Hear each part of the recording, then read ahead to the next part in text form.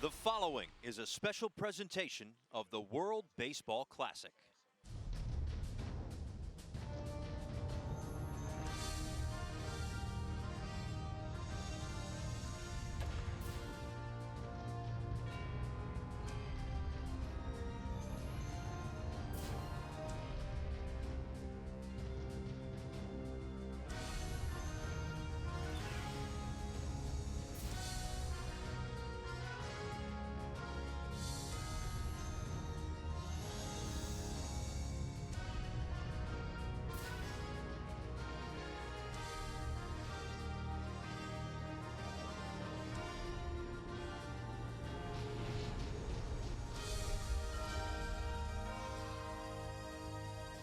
Welcome back to Seoul, South Korea for Day 3 of Pool A play in the 2017 World Baseball Classic. The atmosphere has been everything we've expected, and it's sure to continue at Go Chuck Skydome. Tonight it's Chinese Taipei against the star-studded Kingdom of the Netherlands. Here's an updated look at the pool standings. Israel has surprised some people by collecting wins against Korea and Chinese Taipei, while the Dutch team handed the host country its second loss of the tournament last night. With that, we say hello again, everybody, and welcome inside the broadcast booth. Paul Severino, Major League veteran Joe McGrain is here as well. It has been a fun first 3 games, no question about it. Solid pitching, great defense, high-scoring games, extra innings. We've had it all here in Seoul. But here's what's at stake today. If the highly favored Dutch team can win this ball game, they know that they and Israel are off to Tokyo. Well, they certainly look like they are on their way to doing it if you go back to last night. And I go back to a couple of WBCs ago where it looked like the Kingdom of the Netherlands were underdogs. That is no longer the case. I believe the Kingdom of Netherlands are the fastest developing baseball team in the WBC. Now, if we were putting together a scouting report for the Dutch squad coming into this tournament, I think there would be 3 things: pitching, power, defense. They were all checked off after game 1. Well, it happened very early in last night's game as they got the bats going with Jurickson Profar leading the way with a very long home run. It's such a confident team, especially when they got off to that good start. They've got a swagger, and it really comes in all different forms. Tremendous balance offensively, and then you go over to the defense and you've got gold glove caliber players like Andrelton Simmons, 3 double plays last night to really take the pressure off the pitching. An all-star shortstop playing third, Xander Bogaerts, and Jonathan Scope in the middle. Full-on display, a well-balanced game, and the key for them to win is get good pitching, and that's exactly what they got last night. And their game plan with the pitching is pitch to contact. 1 strikeout, it was on the final out of the night. Their opponent in this one is Chinese Taipei, 0-1 coming in, and it was over kind of early. First inning, 4 runs allowed. They played catch-up the whole rest of the way and obviously couldn't come through, and they know they need a win to keep hope alive. Yeah, and they profile really as kind of a young team, an inexperienced one. Although they do have talent, it was important for them to really establish a good starting pitching performance early. The plan was to go with their 2 best pitchers and really try to get as many innings as possible. Israel got the jump on them, and for them to be successful tonight is to really get away and be more poised than they were and put some good innings together on the hill to where they can develop some offensive momentum. They showed some flashes of brilliance, but they also had some defensive breakdowns. So it was a very inconsistent game by Chinese Taipei last night. When we come back, lineups and first pitch from Seoul right after the break.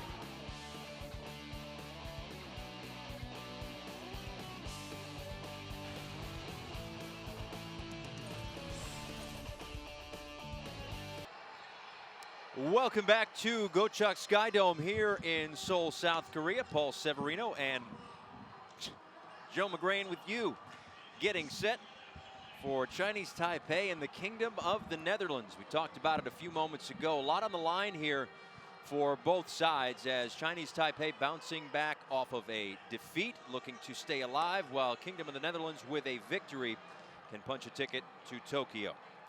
Let's take a look at the starting lineup put forth by the manager of Chinese Taipei, Ti-Hwan Kuo.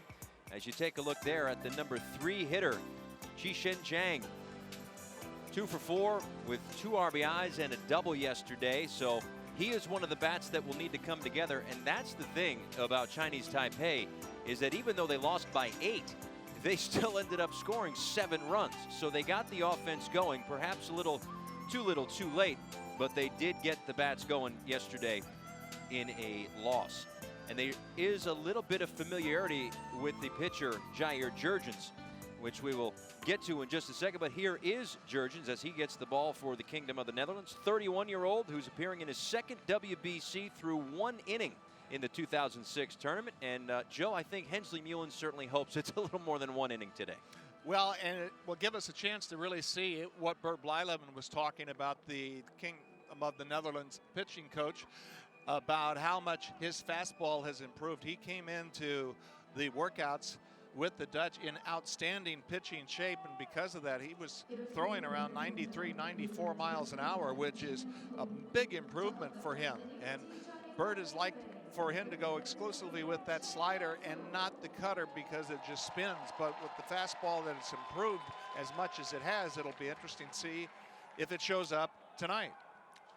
Set to go. First pitch of the evening is in there for a called strike to the DH, Chin-Shung Liu, who went 1 for 5 with a run scored in yesterday's defeat to Israel. That one just misses upstairs. Home plate umpire today is Major League umpire Ted Barrett. A couple of big league umpires on the umpiring staff today.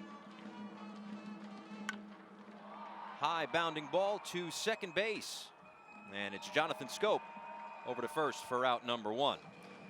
Mention the familiarity that Chinese Taipei has with Jair Jurgens, and that's because Jurgens, for all of his major league experience, has also played in the CPBL. These are just the numbers in the 2016 season, but you see 3 of the batters that are in the lineup today have homered off of Jair Jurgens, and terrific numbers by Yishuan Lin. 9 for 18 with a home run. He's batting 5th in the lineup today for Chinese Taipei. 1 away and a chopper up the middle. That will get through for a base hit. So Ji-Hao Chang is aboard with 1 away here in the first inning. You know, and I think this is what Chinese Taipei needs to do early. You know, you have the experience, a lot of major league experience for Jair Jurgens. He wants to get ahead and really these hitters need to try to ambush him as he tries to split the plate in the middle, because Bert Blyleven is such an advocate of throwing strike 1. And when you're doing that and hitting off the fastball, you feel more aggressive, and I think it really kind of livens up the lineup, and they've been waiting for that to happen. So with a runner on and 1 out here in the top of the first inning, that'll bring up Qi-Shen Zhang, the third baseman. Went 2 for 4 with a 2 RBI double in yesterday's game against Israel.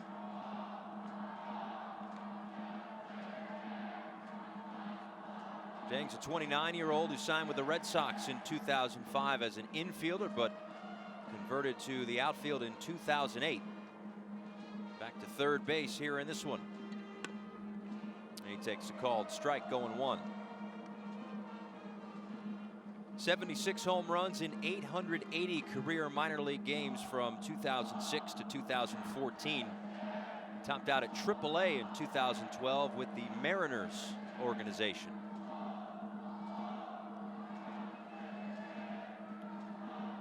Chang, the runner, off first as Jurgens deals a swing and a miss, 0-2. He's got a real unusual setup as he gets himself in a state of readiness to hit. He just starts with those hands, you know, down around his waist, and then just kind of gets into that launch mode. You know, hitters all look the same at the moment of impact if they're hitting into that firm front side, but how you get ready to hit, there's so many different iterations and form. And you watch him just drop those hands and then just kind of bring them right back up to the shoulder and get ready to lock and load. All of this is, you know, just an effort to be kind of in perpetual motion and not statuesque, where you get frozen and locked up at the plate. People think pitching is very rhythm oriented, and you know, it's the same thing with the bat. You're dancing with the cudgel. Keeping a close eye over there on Chang at first. Now the 0-2. Tap to second. Flip 1. dug out at first, but off the bag is Kurt Smith. So they only get the lead runner 2 away. Well, the Dutch squad turned 3 double plays in yesterday's ball game, unable to turn that one here.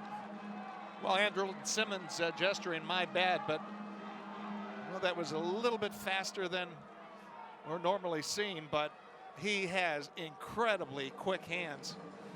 And if it's just a little bit to the center of the bag, they do turn too, because it was the foot that came off the bag that the umpire gestured why they didn't turn it. His exchange is so quick around the bag, and he's almost impossible to take out because he just comes through the pivot so quickly. And for him, as high end of a shortstop that he is, that's kind of a rare miss for him.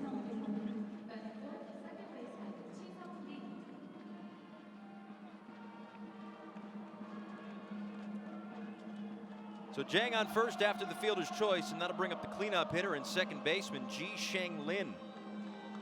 Lin was 1 for 4 with a 2 RBI double in yesterday's defeat at the hands of Team Israel. Well, this is his last WBC. He's going to quit playing for the national team, and he really looked the most hitterish last night of anyone in that lineup. Very confident at the plate. Still has his chops. 0-2, 8 of the 9 pitches so far for Jair Jurchens have been strikes. Runner on first and 2 away here in the top of the first inning. As soon as I say that, he misses outside, 1 and 2. But still a competitive pitch just off the outside corner. That's how big the ball looked to the Netherlands hitters last night.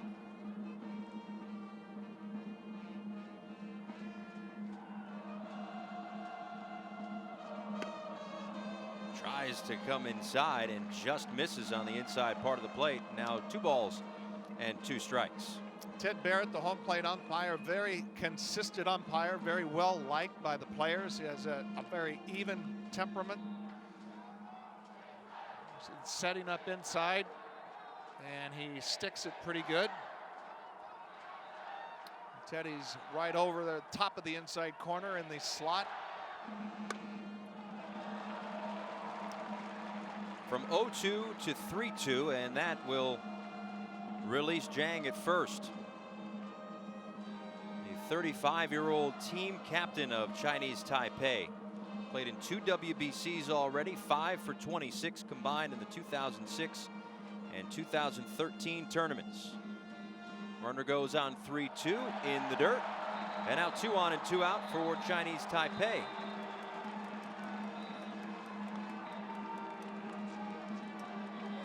Good atmosphere here at Gochok Skydome. Let's take a look at the defense behind Jair Jurchens.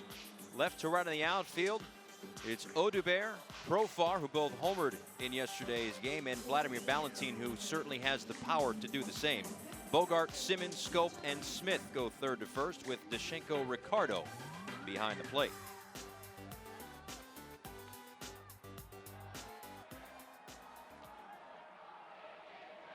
Good look at Andrelton Simmons. I said it yesterday, Joe, and I don't think I'm really overstating it very much. Might be the best defensive shortstop in the world, and in this a world tournament, it'll certainly be on display as he tries to keep Jang close. You know, he is just so coordinated, outstanding footwork, and you know, when infielders are being coached, so much of the work is done by having proper footwork because it softens your hands and makes your glove work. And I think a lot of that had to do with the excellence that Simmons has by playing soccer as a young kid. Soccer and baseball as well. I think there's a lot of overflow from soccer into baseball, the way he has such incredible body control, quick feet, quick hands. A ball and no strikes with 2 aboard to Yishuan Lin, who went 1 for 3 with 2 RBIs in yesterday's game. The 1-0 is fouled away. Yeah, I was mentioning Bert Blyleven earlier. He is talked with his pitching staff. That is a contact-oriented pitching staff. We know about all the athletes they have, the great defenders, the great hitters. What he's preached to them is to keep it very simple, throwing the ball over the plate, emphasis on first pitch strikes, and throwing the ball down and away. He knows his team is going to score some runs, and so he's trying to build a pitching staff that is not so much mechanically oriented, but really built in on a philosophy about staying away from the big inning. And what really creates a lot of big innings is base runners. Base runners reaching base by way of the base on balls. So along with this format as well, he likes contact. He likes to draw the hitter out and get outs with as minimal amount of pitches as possible. Well, his next pitch is going to be the 17th of the inning. Of course, there are pitch limitations in the World Baseball Classic, a little bit more strict in terms of in one game in round one. The game total will stretch throughout. He'll take that, though, a called strike 3 for out number 3 in the first. We'll see the studs for the Dutch. Welcome back to Seoul as we head to the bottom of the first inning. Team Netherlands will get their first crack at Chinese Taipei. Netherlands coming off of a win in yesterday's outing. They run out the same lineup that they had in game one. Simmons to lead it off. Jurickson Profar 2 for 4 with a 2-run home run in the first inning of last night's game. Didi Gregorius went 1 for 4. He's back in the DH spot. And at the bottom of the lineup, it's Randolph Odubert, who also hit a home run, 2 for 3 with that 2-run shot and 2 runs scored. They'll face Chia Hao Sung, who, as you can see, will pitch directly out of the stretch, and his first offering is in there for a called strike to Andrelton Simmons, 24-year-old who pitched in the Rakuten Golden Eagles system in Nippon Professional Baseball in 2016.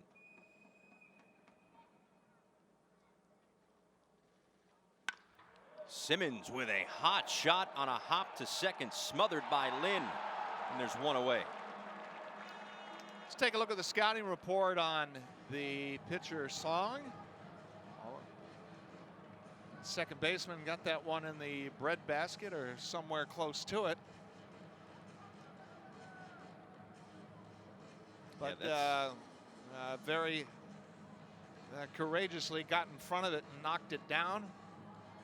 Kind of waiting for the feeling to come back. He's got a couple layers of wristbands there. I don't know if that helped dampen the blow at all.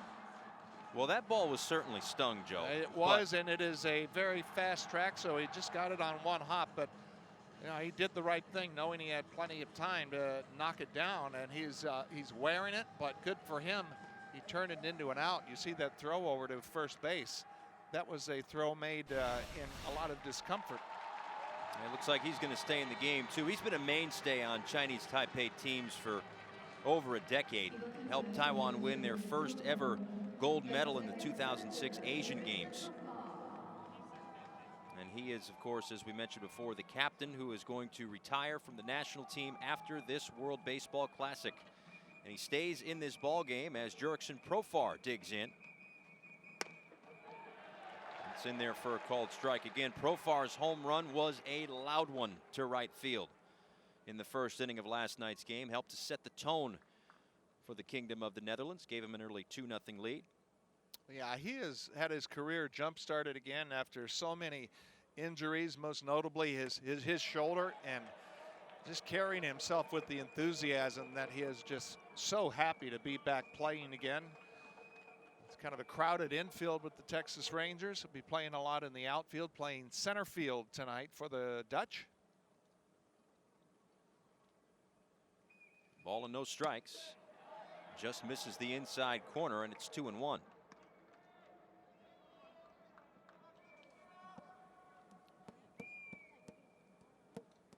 Some thunder sticks are louder than others.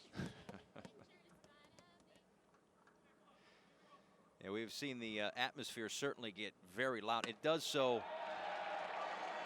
certainly more when Korea is not playing in this game, of course, but when Korea's at the plate, it gets its loudest. Chinese Taipei has a a pretty good showing here in terms of the crowd down the left field line. So when they're at the plate, it'll get very loud, but maybe trying to freeze out the Kingdom of the Netherlands here a little bit. Or not. The 2-2. This got everybody up last night. First inning, a no-doubter. A long home run over the right field wall to get it all started for the Kingdom of the Netherlands. One of 2 homers for them in their opening victory over Korea, a 5-0 W. The 2-2. Swing on and tap foul at the plate. May have gotten a piece of Profar. That's why I was talking about the confidence of just really letting it fly. He's not afraid to get to 2 strikes, and even when he gets to 2 strikes now, that's not a 2-strike approach. You know, we showed you the home run, and he's trying to double down on that. He's trying to hit it hard on any one of his 3 hacks.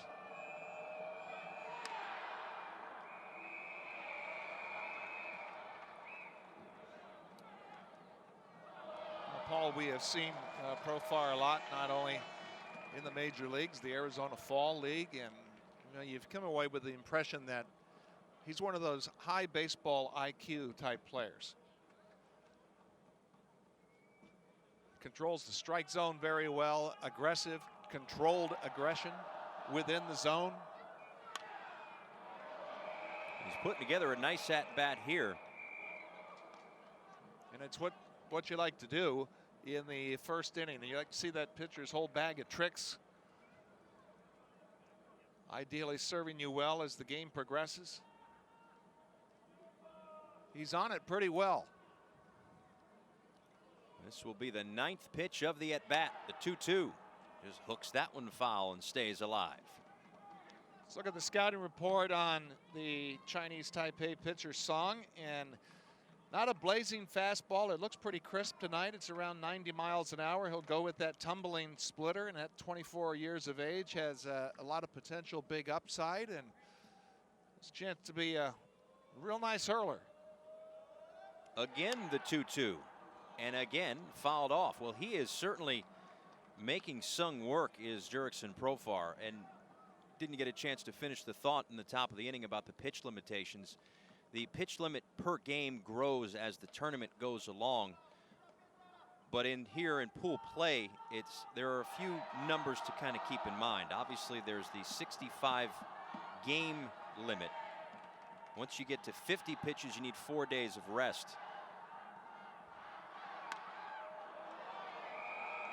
And given the fact that now we're certainly less than 4 days left in pool play, it would take them out of coming back.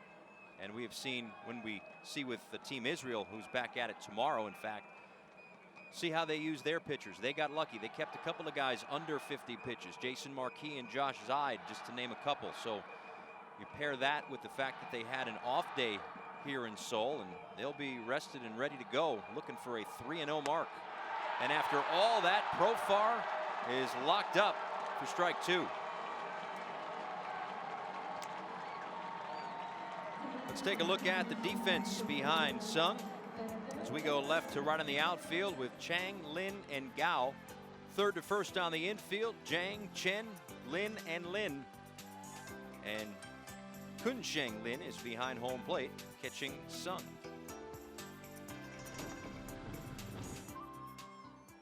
So that'll bring up Xander Bogaerts, the Boston Red Sox star, 24 years old, who in last night's game went 1 for 4 with a triple in that first inning. And at the end of the night, it's a 5-0 victory. So I guess for all intents and purposes, it was a pretty close game. But how that game started, Joe, I don't know if you got the same sense, but when the Dutch team goes single, homer, triple with their first 3 batters, you sit there and think, well, this could get out of hand, especially given the fact that Korea had to go 10 innings to get to finish the game. They didn't get the win, but to finish the game against Israel, they were a little bit tired. Good look there at Hensley Mullins, who's back as the Dutch manager.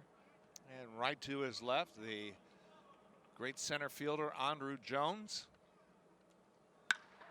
And now Bogart stings it to right. A few steps back, Gao puts it away. So they go 1, 2, 3, do the Dutch. We go to the second here in Seoul. Welcome back to Seoul. Paul Severino and Joe McGrain with you. A look inside Gochuk Sky Dome. Holds 18,000 people, opened in 2015. It's the home ballpark of the Nexen Heroes of the KBO.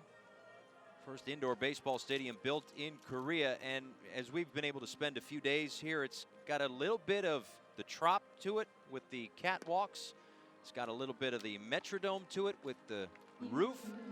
But it's certainly a wonderful job and a beautiful venue for pool play. The first time Korea has had a chance to host pool play of the 4 WBCs. Yeah, I like the layout of it. The capacity's a little over 18,000, but it actually feels and plays bigger than that. You know, it can get very loud in here, as most dome stadiums can. The surface is faster than any of these players on any of the teams have said they've ever played on before. That includes, wow, we've got the 3 amigos here tonight.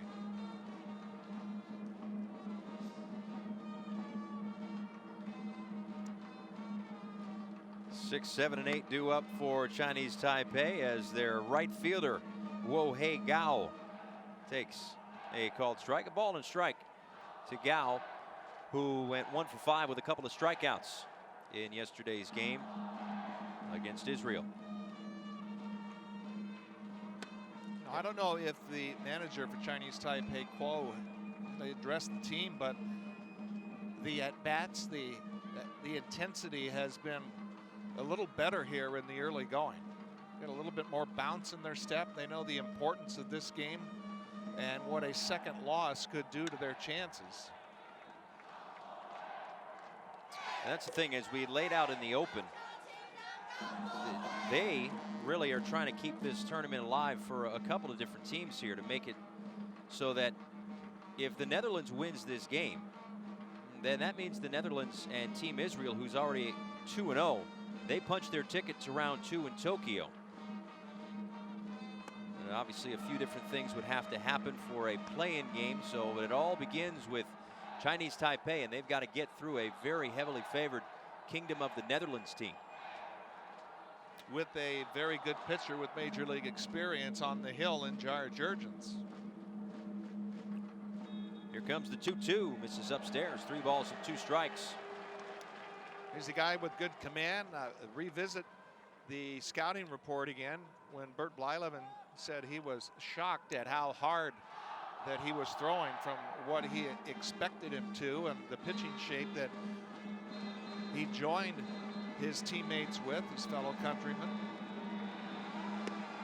Just blows through that away. Fastball by him. Wow.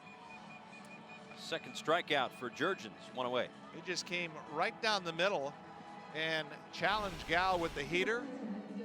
Nothing tricky. It's like, here you go, big boy. And he was tardy. That ball was deep. Good life on that fastball along with the velocity. So that was right on time. You do the conversion to kilometers per hour to miles per hour. Well, I didn't do it. Our research guy Nate did. That last pitch was 93 miles an hour. So right along with the pitching coach, the Hall of Famer Bert Blyleven, telling us that he's in good shape right now. An 0-1 coming to Young-Chi Chen. Chen 1 for 4 with a strikeout as he checks his swing. A ball and a strike. Chen's a 33-year-old who played in the 2006 and 2013 WBCs. Came into this one combined at 9 for 33 with a home run, 4 doubles, 6 RBIs in those 2 tournaments. And he's the guy who actually hit Chinese Taipei's first WBC home run in 2006. It was their only home run in WBC play until the 2013 tournament. Now the 0-2. You know, one thing I noticed, Joe, with both of the starting pitchers, they're starting from the stretch. You know, I think a lot of times where it goes to that is guys try to be more economical and more consistent in their delivery to where they can, you know, repeat that release point. I really like, and I think it's vital to pitch out of the windup as much as you can.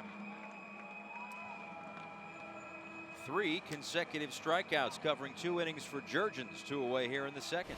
Got the K-ball working, starting the inning with the fastball down the middle of the plate. That time a slider, and it was around belt high, but it did have good finish to it. Oftentimes sliders up like that, you're not going to get that sharp break, but it was on the outside part of the plate, and he was able to get his fingers over the top side of the ball and just kind of slice through the outer third of the ball.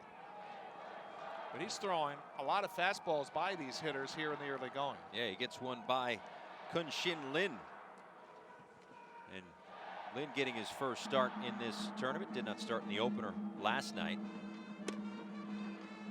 Lin's a 30-year-old who was on the 2009 WBC roster but did not appear in a game.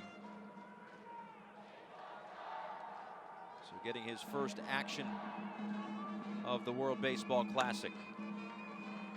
And another thing to point out is Jurgens has got the 3rd out of the first with a strikeout, and the first 2 here in the second with a strikeout. Kingdom of the Netherlands is, their pitching staff on the whole is pitch to contact, but Jurgens is a little bit different stuff. They had 1 strikeout in last night's win, and it came on the last out of the ball game. So a little bit of a different game plan with the different pitchers, but again, the overarching theme of the staff is pitch to contact. Pitch to contact, work ahead in the count, 1-1 counts, get back into the strike zone. Based on the pitching regulations, the more economical you are, the further you can go. And, you know, we've seen the pitching regulations, and you think of those as governors to actually protect the pitchers, which was why it was set forth that way. Jerry Weinstein, the manager of Team Israel, has really used it as a great strategy to just, you know, just kind of bring a cavalry of pitchers with different looks to try to confuse the hitters, and it's difficult to really get comfortable on any one guy. A 3-2 on the way is fouled back into the netting, and you saw the pitch restrictions and some of the limitations with the World Baseball Classic. And again, as we get deeper into the tournament, they will change, they will adjust, of course. But the immediacy of this tournament, you're just talking about Jerry Weinstein with Team Israel, just the way that they've used their pitchers to make sure that perhaps Jason Marquis, for example, could come back and maybe start 2 games. Boy, oh boy, that did not miss by much. Well, we talked about it a little earlier. Jurgens having a couple pitches that he didn't like. He thought he painted one. You know, I mentioned that Teddy Barrett has a very consistent strike zone. You know, a pitcher's umpire is ringing him up on that one. And those are the umpires that like to widen the plate, but he's consistent, but skews a little bit towards the hitter. That's a pitch that I would want all day. So with 1 on and 2 out, it's the number 9 hitter, Chen Swan Lin. The center fielder takes a called strike. Finish the thought on Ted Barrett. You know, it takes a while to get him riled up. Very even-tempered. Not only a long-time major league umpire, and you name some heavyweight fighters.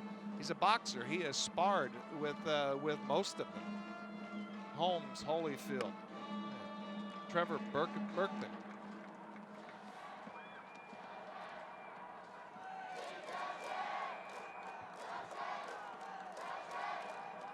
Well, Jurgens looking for the punch out here as he's ahead in the count.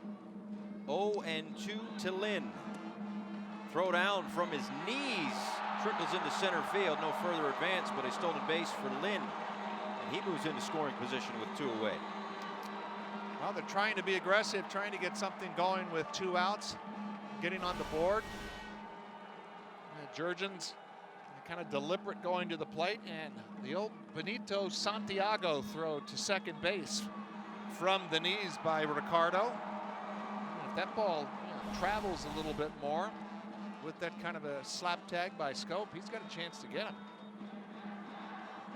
which would have been amazing with the great jump that Lynn got. And now the 1-2 to Lynn. He stays alive.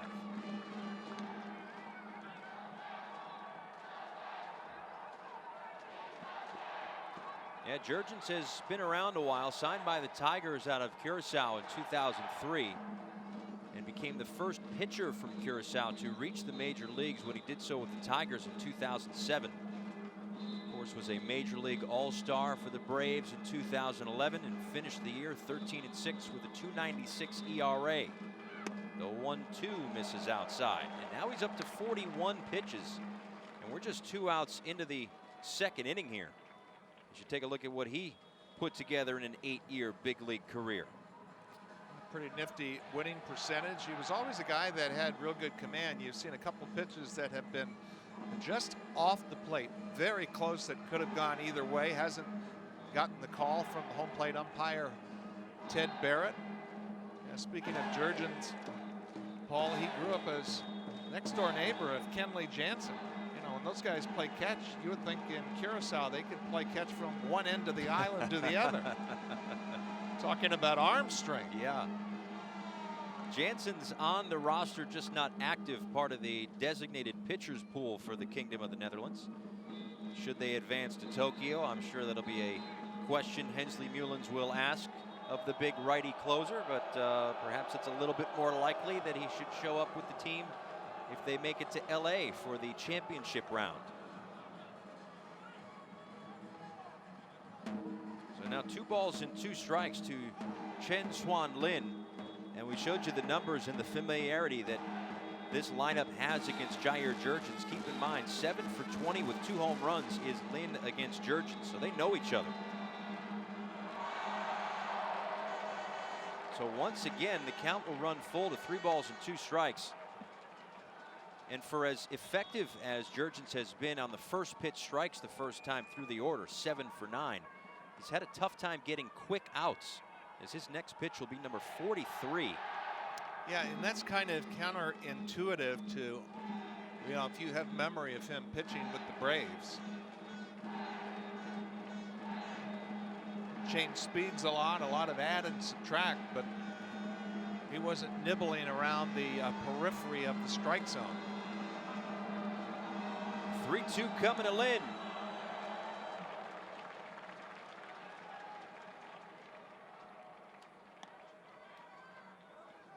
Well, making him work is certainly paying off for Chinese Taipei. And just as you look, whether there's pitch restrictions or not, if you can get into a bullpen early, you're certainly going to improve your chances, as Lars Heyer is loosening up in the Dutch bullpen.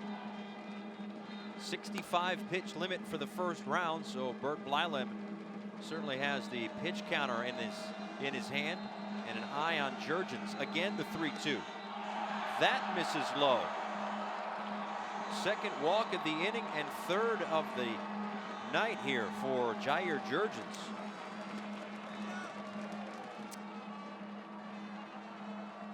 Well, I've got a pretty good idea what the message Bert Blyleven is going to be carrying to Jurgens about getting more aggressive and challenging hitters in the strike zone, because every breaking pitch and fastball are really on the edges, and he's going to try to get him to narrow those sights down more in the middle of the plate.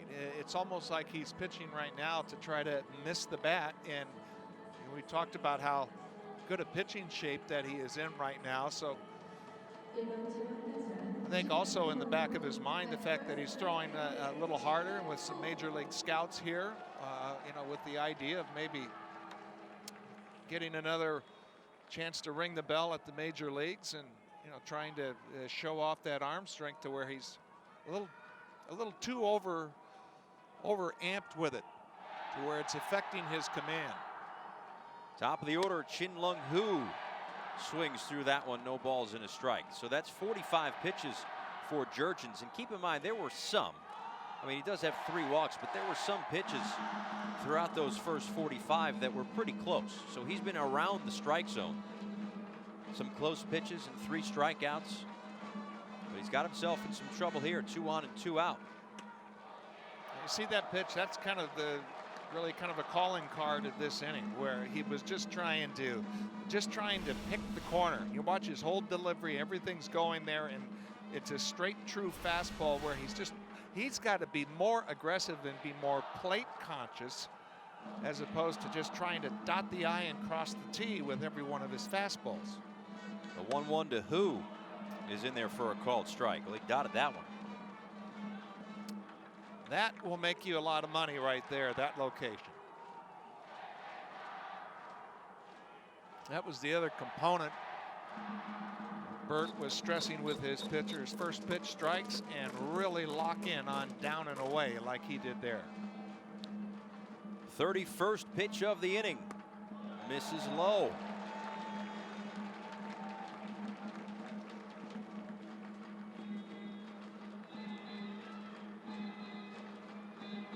Can't be pitching to try to miss bats. You want to trust your stuff. He has good stuff. Make them put the ball in play on your terms. With this defense on the infield, absolutely. Yeah, it's a tragedy to not use this defense.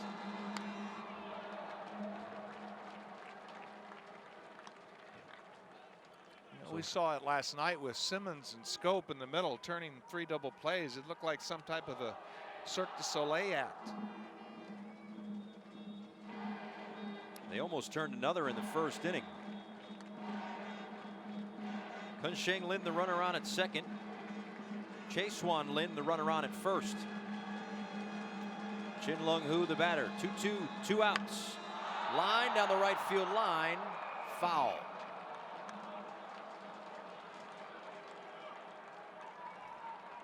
And that shows you the fastball is good, but you want to be able to take guys out. And you know, sometimes just the easiest operative word easy is try easier. Just add and then subtract, take a little bit off. They put the ball into play, they roll over on it, hit a little weak ground ball, get out of there. Their starter last night, Rick Vandenherk, threw 62 pitches, got through 4 innings. Jair Jurgens will throw his 51st and try to end the second. 2 on and 2 out.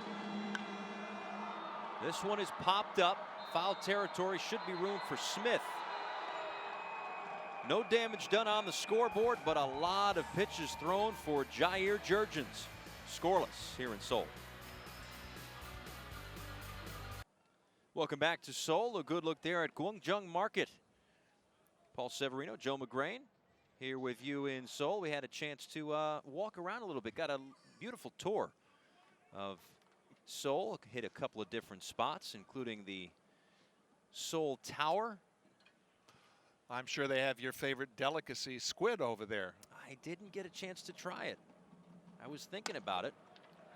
Vladimir Valentin takes a called strike to lead things off here in the bottom of the second inning of a scoreless ball game.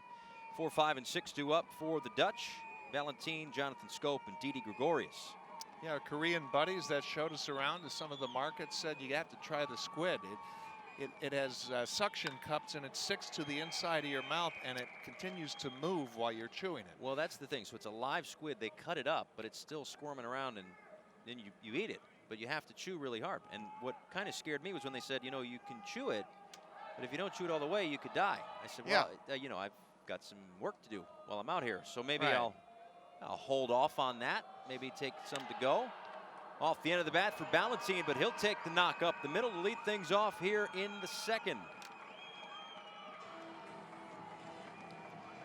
So with Valentin aboard, let's take a look at the World Baseball Classic. Pool play underway here in Seoul and in Tokyo. Miami and Jalisco still to come.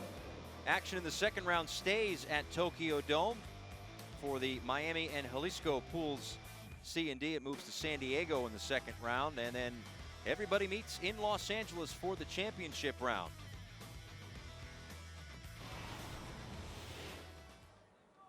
Now it's Jonathan Scope, the second baseman, who went 0 for 4 in yesterday's game. And he takes ball 1. Scope, the 25-year-old second baseman of the Baltimore Orioles. This is his second WBC. Hit .214 with a couple of home runs and 6 RBIs in 8 games in 2013. Yeah, you look at the lineup of the Netherlands, and you just by name recognition alone, it is formidable. And Scope, a high drive down the left field line, but that will hook foul. A great leadoff hitter in Andrelton Simmons, obviously Gold Glove shortstop, but after that, it's one guy after the other that has pop that can leave the yard at any moment. So Song will be very careful with men on. And Scope had no problem, racking up the home runs in Camden Yards as a Baltimore Oriole. Scope again, driven to left, deep, and on the track to make the catch is Chang for out number 1.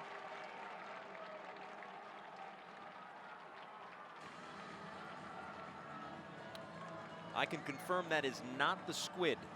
Yes, that looks a lot more appetizing. And generous portions here, too. Generous portions of the cutaways as well. Mm-hmm.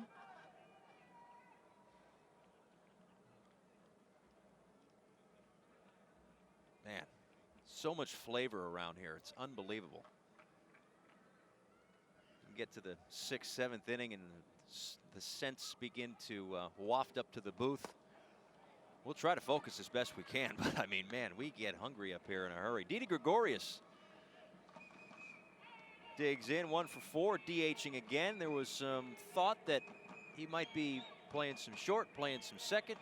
DH, there was going to be a bit of a revolving door, that DH spot, with all the talented middle infielders for the Dutch, but Didi back at the DH this evening against Taipei. Well, the Yankee scouts really did a great job in projecting his talents. Everyone in baseball, knew of his great glove work. Some people had some doubts about whether that bat would develop, but they say a lot of players get better when they don the pinstripes, and this is one guy that has. That one inside on Gregorius. 27 years old, as Joe mentioned, the shortstop of the New York Yankees, born in the Netherlands, but spent most of his life in Curacao. And as we've talked about, a lot of these players know each other from way back when. This isn't like, yeah, we'll all get together and spend a couple of weeks together and then go play for the national team in the WBC. He played second base next to Andrelton Simmons from the ages of 6 to 16. And that's when Didi moved to shortstop for the first time. And that was one of the things that we asked Hensley Mullins about, all this big league star power on the roster, as Didi rips this one off the wall in right field. To third goes Ballantine. He'll be held up there as Didi, a head-first dive into second with a 1-out double.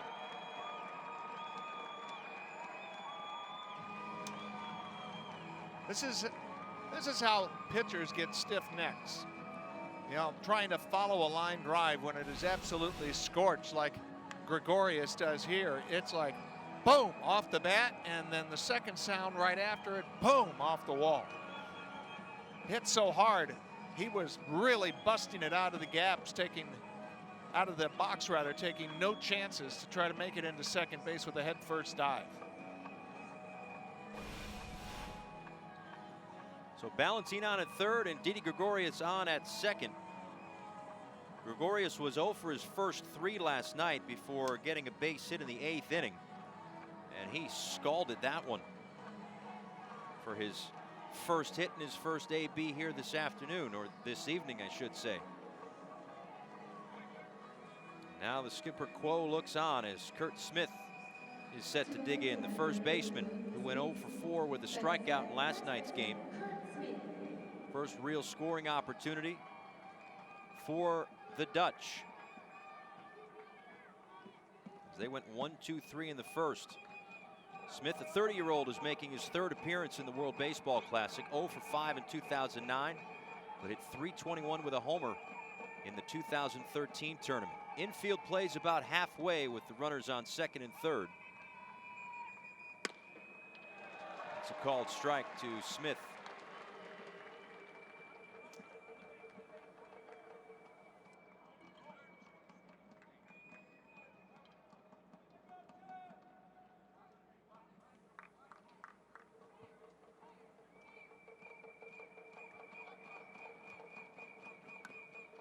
Oh, got a piece of the bat on Smith. He didn't want to swing, but now it's 0-2. Well, I mentioned that Song throws around 90 miles an hour. That pitch at 89, but it had good action, kind of crowding Smith. You had that good late tailing action to where, you know, it looks like a decent pitch to hit, and the next thing you know, it's on your hands. The 0-2. You can see that he's throwing with more arm speed here, trying to pitch out of this jam. You kind of pitch under control. Try to be economical. Then when you do have base runners, you want to be able to just kind of put another foot on your fastball and sharpen up that slider.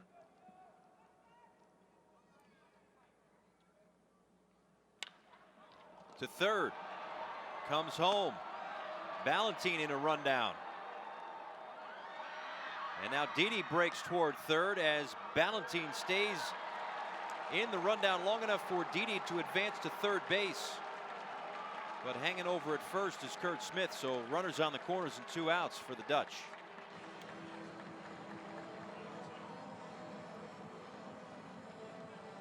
Well, once Ballantine got into the rundown, I thought Didi was going to go to third base here. But he put on the brakes, and Ballantine's still doing a good job to stay alive to where Gregorius could get to third base. So that'll be scored as a 5-2-5-1 fielder's choice. Yeah, when you bring the infield in, you don't have to really bring them in as aggressively in other places because the ball gets to you so quick. Very fast infield. Big swing from the catcher, Dashenko Ricardo, who in last night's game was 2 for 4 with a run scored. 27 years old. This is his second WBC. 5 for 22 in the 2013 tournament. Signed by the Orioles out of Curacao in 2007. Big opportunity here for the Dutch.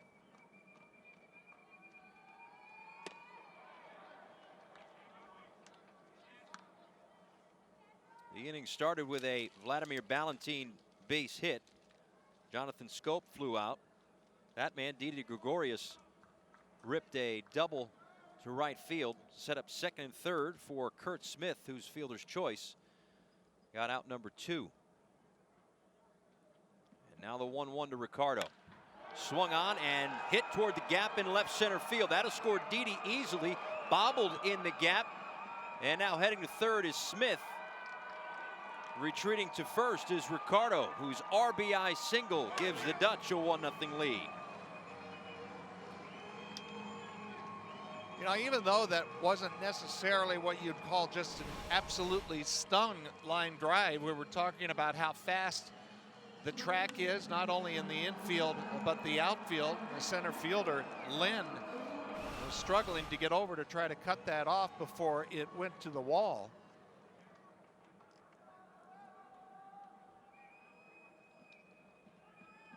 So with Smith on third and Ricardo at first, that'll bring up Randolph Odubert, who hit a line drive home run in last night's ball game. 2 for 3 with that 2-run shot and 2 runs scored.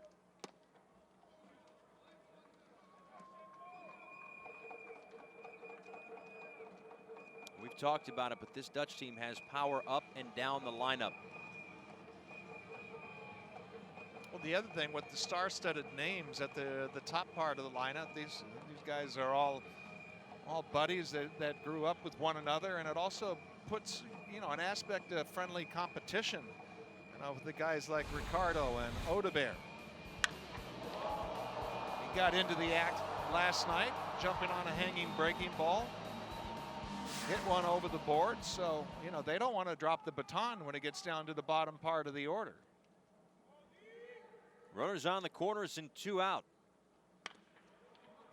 Squibb down the first base line, but foul.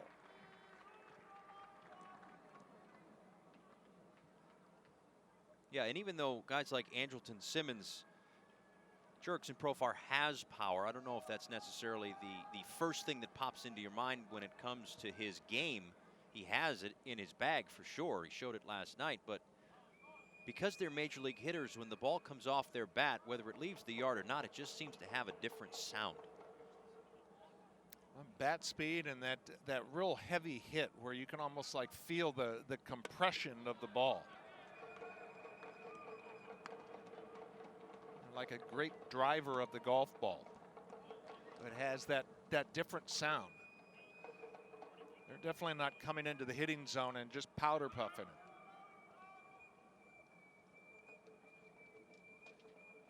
Smith off third, Ricardo off first. The 2-1. Toward left center field, moving back a few steps is Chang to put it away. So Taipei works out of further damage, but they surrender a run. It's 1-0 Dutch. Back here in Seoul, Paul Severino, Joe McGrain with you. A Deschenko-Ricardo RBI single has given the Kingdom of the Netherlands a 1-0 lead.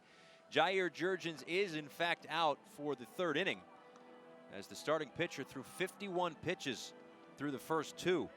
Really had to work to get through the second inning with 34 pitches, and we say that because there's that 65 pitch limit for one game in round 1. Of course, you can go past the 65 if it's to complete a batter. So, I mean, listen, if you get him through the third, he's going to have to be pretty efficient. Yeah, and I thought he was just a little too fine in his approach and not pounding the strike zone. The stuff is plenty good enough, and we got just glowing reports about his state of readiness and the shape that he was in from the Hall of Famer Bert Blyleven, but he was just kind of throwing darts out there. Had a couple of pitches that didn't go his way. It looked like he got a little frustrated, but you have to really have that feeling that you're on the attack when you're pounding the strike zone. And swing and a miss by Chang. Sorry, Joe. No, that's okay. You can do that just by changing speeds. That's what I was mentioning the last inning. Take a little bit off and still be, kind of in the heart of the strike zone, and that's where guys hit weak ground balls. And a line drive, base hit into right center field to lead things off, as Chang is aboard to kickstart things here in the third.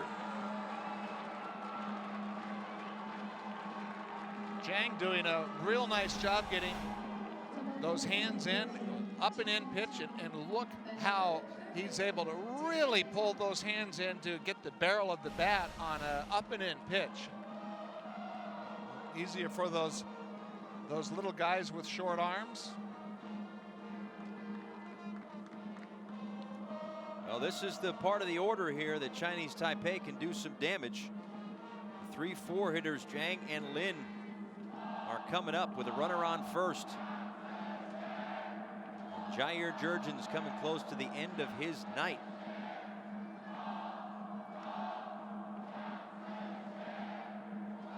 Zhang, a 29-year-old who signed with the Red Sox in 2005. A breakout season in 2011, named to the world roster at the All-Star Futures game.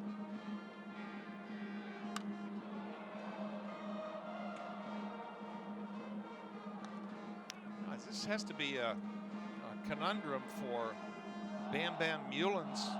He's got his pitcher with the most experience, the most major league experience, coming here with outstanding arm strength, and he hasn't been able to lock in on the strike zone, and now, for all intents and purposes, at the top of the third, 10 pitches away from being out of here.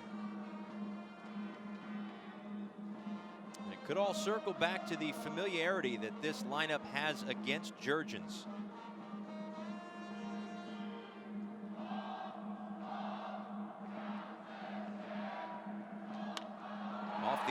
bat and served out toward left field. It's a base hit, taking a big turn around second, heading toward third, and now the throw to second is not in time. Well, the throw was in time. I don't know where the tag was, but Jang is in there. I thought originally that the throw should have went right into second base, but it went to third, and Jang elected to try to go to second. Obviously made it. The ball beat him there with plenty of time, but when you have a short hop, Jonathan Scope on the bag at second base, when you have a short hop and attempting to scoop it, the glove goes up and he gets it back down. He's showing the ball to the umpire, and it's tough to kind of get an angle as to where the tag was and why he was called safe. Just for bookkeeping, they'll give him a single and he advances to second on the throw, but I don't think Jair Jurgens and the Dutch team care too much about the scoring. It's second and third and nobody out. There was no way that he was going to get the out at third base. The left fielder, Odebear, needs to come up throwing to second base. Keep that runner at first. Chang at third, Jang at second, and Lin the batter.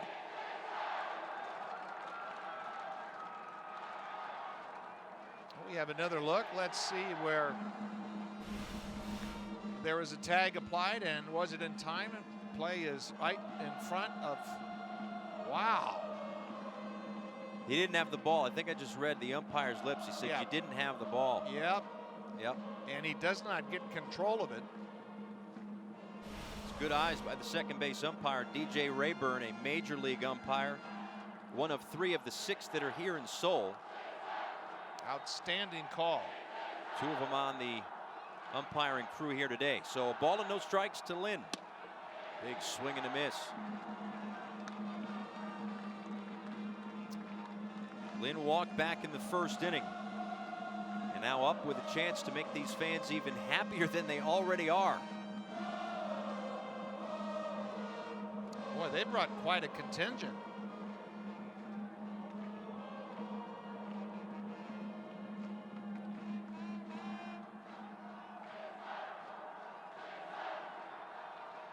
Pitch number 55 squirts away. And a run will score on the wild pitch. We're tied at 1.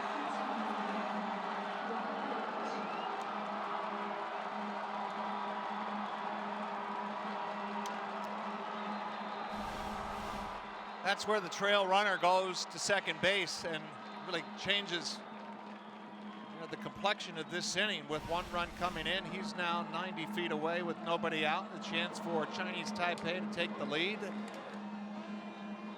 off that bounced breaking ball, and a tough one to block. So 59 pitches for Jair Jurgens. Lars Heyer is warmed up in the Dutch bullpen as the infield plays halfway with the runner on third. 2-1. High in the air toward right field. This should be deep enough to score the run. Ballantine underneath it, loads up. Here comes the throw. Not in time. It's 2-1 Chinese Taipei.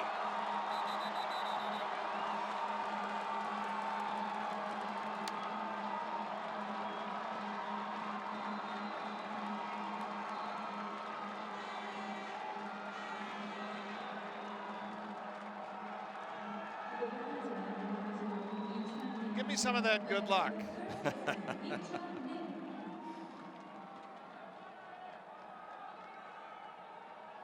And Jair Jurgens still out there. So they are going to make him go right to the limit and get as much out of him as they can.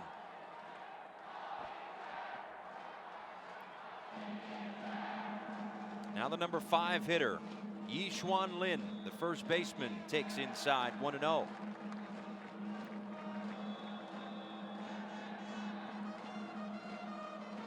Just very surprised at his inconsistency tonight. Grounded, Simmons.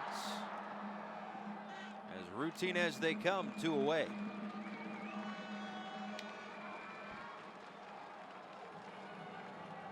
Now the coaching staff chatting it up. I wonder if they're going to Again, you can pass 65 pitches if it is to finish a batter. So the pitches are certainly limited for Jurgens. But the bottom line here is that he will not be working deep into this ball game, and he'll be leaving the game with his team trailing.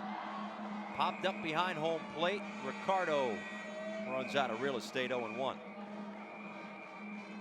You know, that's the thing, Joe, with the immediacy of the tournament and the pitch limits involved as well.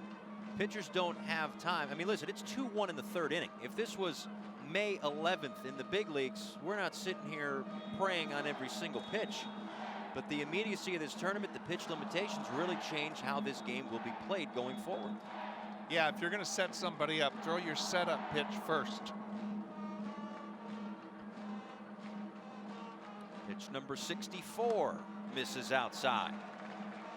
Just a lot of those pitches that have just carried with the long delivery out of the strike zone, non-competitive pitches that never look like strikes. It's been a big surprise for me tonight with Jurgens. Pops this one up behind home plate. So that's 65, but again, you can go beyond 65 pitches in order to finish a batter. So Wohei Guo will be the last batter. Now 65 pitches, not even through 3 innings under any circumstances, is not good. True. And now the 1-2 inside, 2 balls and 2 strikes.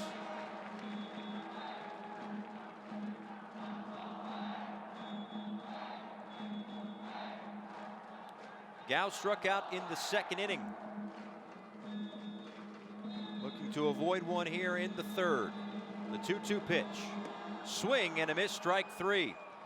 So Jurgens' day is done with 4 strikeouts, but he will leave with his team down 2-1. Welcome back to Go Chuck Skydome here in Seoul. Paul Severino, Joe McGrain with you. Kingdom of the Netherlands consists of the Netherlands in Europe, and then Aruba, Curacao, and St. Martin in the Caribbean. Capital city, of course, is Amsterdam, famous for its windmills. About 1,200 of them still exist today.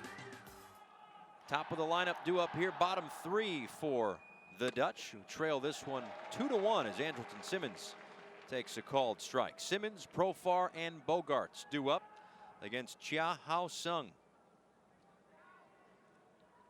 As Bert Blyleven talks things over with Dashenko Ricardo, the catcher, trying to figure out what was going on with Jair Jurgens. Just a little inconsistent today. A high chopper, fair ball down the third base line, and Simmons is retired.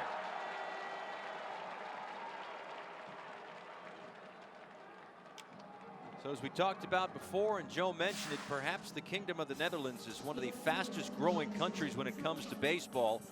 And just over these last few years in the WBC, they have had their moments without question. In 06, they threw a no-hitter in the WBC. In 09, they upset the Dominican Republic. Got to the semifinals in 2013. How far will they go in 2017? Jurickson Profar takes a called strike. In the past WBCs, they've beat Dominican Republic twice. They've beat Cuba twice. They come into this WBC loaded, although I think a bit stung by the top of the third inning by Chinese Taipei, putting 2 runs on the board. And now Profar skies this one shallow left center field. Going back is Chen, but it will be the left fielder Chang to call him off. 2 away. One game on the docket here in Seoul today, but another doubleheader comes your way from Go Chuck Skydome tomorrow, as the Kingdom of the Netherlands back at it. Quick turnaround for them against Israel, who has today off and a 2-0 record in their back pocket. The nightcap, Korea and Chinese Taipei. And again, we'll know by the end of this ball game whether or not that Korea-Chinese Taipei game means anything, and if the first game of tomorrow's doubleheader is just for seeding or not. With Israel 2-0, if the Netherlands wins this game, they'd be 2-0. and essentially would both be headed to Tokyo for round 2. However, if the score holds, and I preface that with a big if, because it only will take one swing from anyone in this lineup to even things up. If the score holds, it'll make things a lot more interesting tomorrow. The 0-1 to Xander Bogaerts. He went around 0-2. You know, Song has been very impressive here in the early going. He has been aggressive and then expanding the strike zone with that tailing fastball. You've seen a couple of those kind of non-committal swings out of the Dutch hitters here in the early going. Fastball has some late life. 35 of the 45 pitches have been thrown for strikes from Sung, so he, unlike his counterpart Jair Jurgens, has been around the plate. See the numbers in the Premier 12 tournament for Sung. It's a nice outing there against the Cuban national team.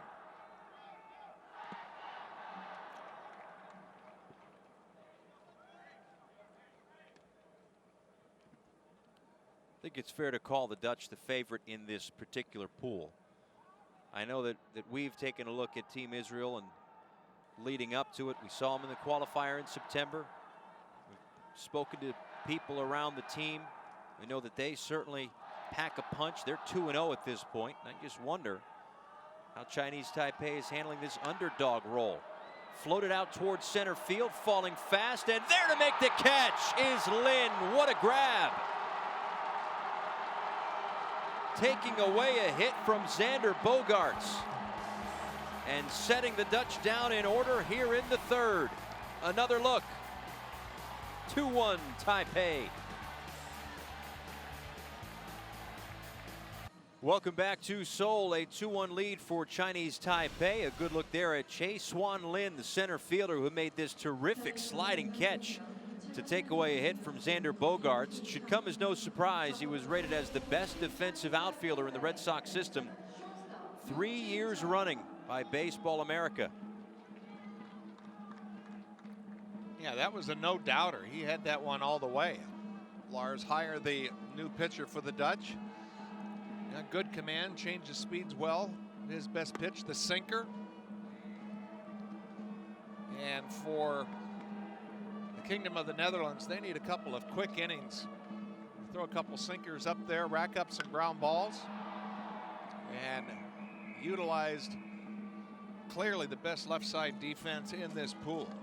Bogaerts at third, Simmons at short, two-time Gold Glover. No balls and 2 strikes to Young Ji Chen, the shortstop. This is a look at Xander Bogaerts, Jonathan Scope. Swing and a miss, strike 3. So Heyer records his first strikeout. He, of course, in perhaps a little earlier than the Dutch team would have wanted, but Jair Jurgens lasting only the 3 and passing the 65 pitch limit. Making a quick work of the leadoff hitter. Nice little sweeper off the outside corner. It's kind of a big slider that he slings out there. The number 8 hitter, Kun Sheng Lin, takes the ball, and he reached on a walk and stole second base back in the second rather. And now shoots this one toward right. Back a few steps is Ballantine to make the catch. 2 away. Let's take a closer look at Chinese Taipei. Capital, of course, is Taiwan. Largest metro area in Taiwan, part of Greater Taipei. Home of Taipei 101, the world's tallest building from 2004 to 2010. A lot of night markets there. The most famous is Shinlin Night Market.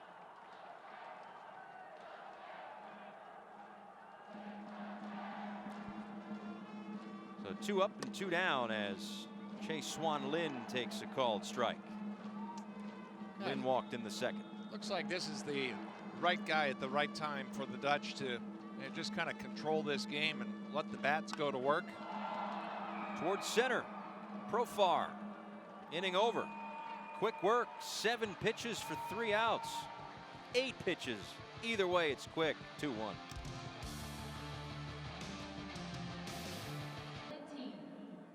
Paul Severino, Joe McGrain back with you. A 2-1 lead for Chinese Taipei as we head to the last of the fourth here in Seoul. It only happens once every 4 years. The World Baseball Classic finally here.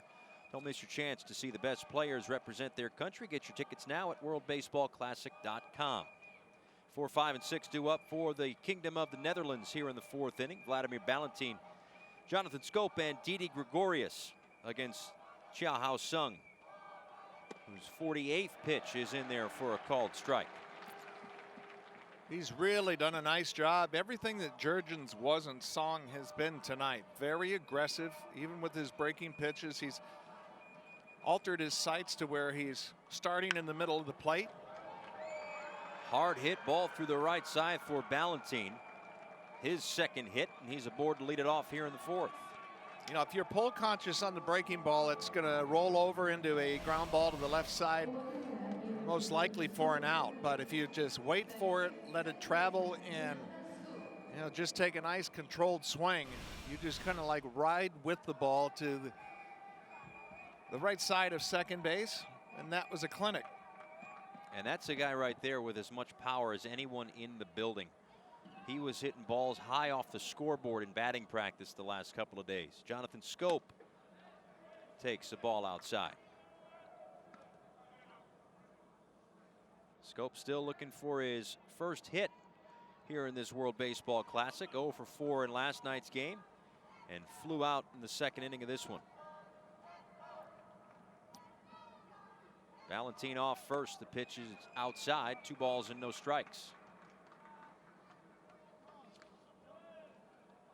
Well, at this point of the lineup, you get the feeling that the Dutch are going to string some at-bats together.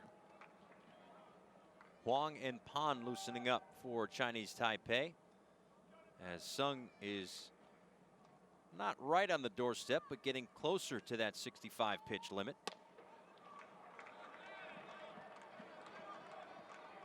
But a good idea to get somebody going, and that's the thing against this Kingdom of the Netherlands team, is that they are so deep and they are so balanced, and they can string a few hits together, hit the ball out of the yard, and the drop of a hat, the game turns around. Yeah, most definitely. It is a quick strike offense. 3-0. No thoughts of swinging. That's a called strike.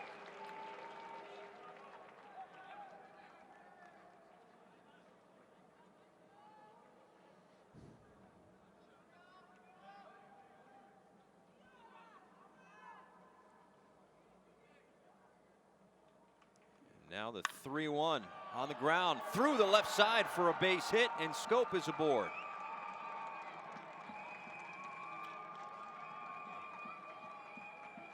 So just like that, back-to-back hits to lead things off here in the fourth inning. You know, a lot of ballparks, this is an out going through the grass and then the dirt infield, but we profiled how fast this infield is. And that's just a byproduct of the speed of the turf and the dirt here, as it just ran right by Chen at short. So Valentin on at second and Schoop at first. Back-to-back singles to set the stage for Didi Gregorius, who doubled and came around to score in the second.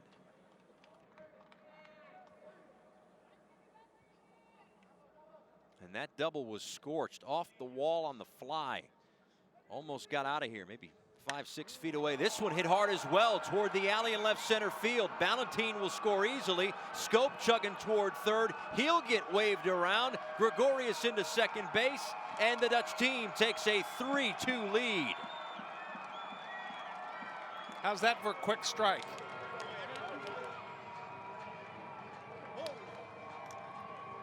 Song, the pitcher, trying to get ahead, knew he was in a jam, wanted to get strike one, and Didi Gregorius on full ambush. Again, 2 real good at-bats, with Schoop just taking the ball to right, or left rather, Valentin to right, and Gregorius back to left. And just like that, 2 runs already in. Atta boy. Yeah, maybe a little sigh of relief for the Dutch bench. So Gregorius on at second, and this is Kurt Smith, who takes a called strike. He reached on a fielder's choice in the second inning.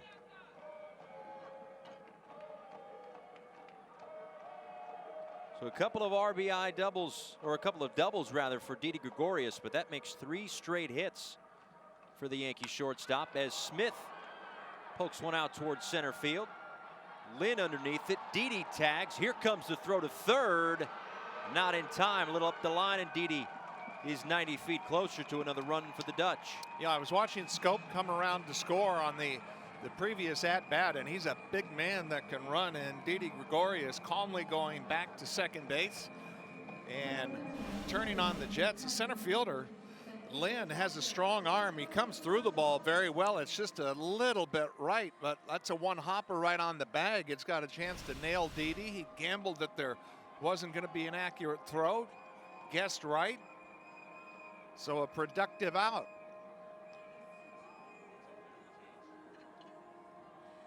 Well, it's happened quickly as the Kingdom of the Netherlands has taken a 3-2 lead thanks to Didi Gregorius and his 2 RBI double, a pitching change here in Seoul.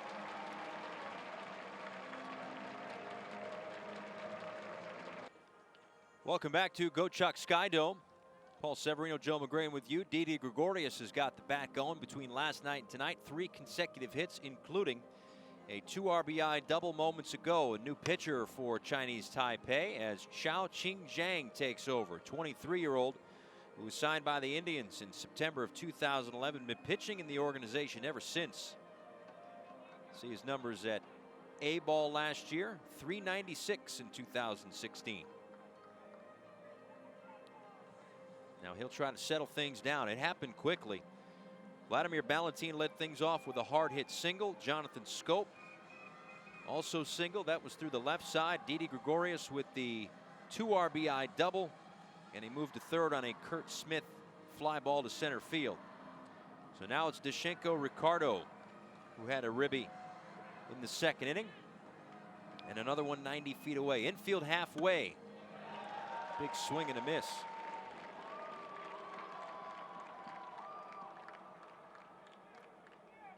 Ricardo thinking it's vital to pick up that run that they have 90 feet away. Didi Gregorius with some great hustle tagging up. And the need to tack on runs. Oof. Scared the bat right out of him. 1-1. You know, you see this a lot. Hitters used to just normally turn away because they hit with closed stances, but the guys that hit with open stances, that looks like they're still trying to hit until it's too late because they get opened up, and then when you're open, there's nowhere to go from there. Ricardo lines one over the glove of Lynn and into right field. That'll score Gregorius and make it 4-2 Dutch. Second RBI single for Ricardo. This has just been relentless at-bats put together by the Kingdom of Netherlands in this inning. And the thing that's been impressive about it is they haven't tried to do too much. You've had 3 hits, 3 of the 4 hits, where they've been to the opposite field. And that part, that situational part of that hitting is very impressive. Randolph Odubert swings and fouls one off. And, you know, Joe, don't sleep on the heads-up base running by Didi Gregorius, too, because he's on at second with the fly ball to center field. He tags up, and if he's not at third with less than 2 outs, Taipei probably doesn't have the infield halfway or even a step in, and that ball probably caught. Yeah, one thing affecting the other, and really good hitting approach by the Dutch until it was a good hitting approach there by Chinese Taipei on Odubert. He's had a couple of fastballs get away from him. First on Ricardo that just missed him, and now this one grazed Odubert on that left tricep. Or did it get him in the elbow? Maybe that's why he's got a pad right there. Well, usually it hits you, you know, where the pad isn't. That's the thing. The guys with the shin guards at home plate, it always hits their toe. Yeah, there's a pad there, and those are the guys that are telling you that they're going to be striding into the plate, which is why they have that little coat of armor.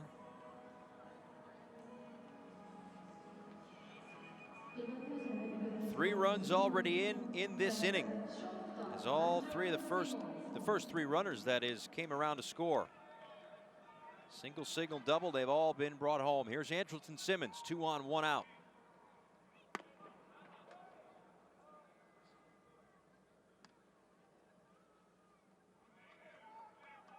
Shao crowding these right-handed hitters with that fastball.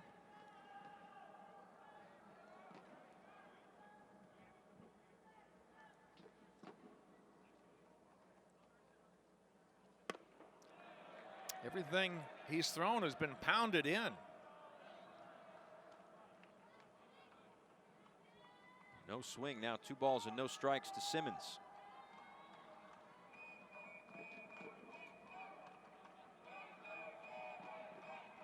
The 27-year-old shortstop of the Angels swings to the left side. 1, 2. But the damage done in the inning, as the Kingdom of the Netherlands has scored 3 to retake the lead. It's 4-2. Back here in Seoul, Paul Severino, Joe McGrain. Good look there at Hensley Mullins, the manager for the Kingdom of the Netherlands, on the left. Second time around. Has a calming influence over this team. And I think that may have been pretty present in that last half inning. Didn't get the start that they wanted out of Jair Jurgens. 3 World Series titles with the San Francisco Giants, so he knows big games, knows to slow the heartbeat down a little bit. The Dutch come back with 3 runs in the bottom of the 4th and now have a 4-2 lead. Top of the order due up for Chinese Taipei, Hu Chang and Zhang. And I got to tell you, Paul, the base hit to lead things off. First hit of the afternoon for Hu. And once again, the leadoff batter is on.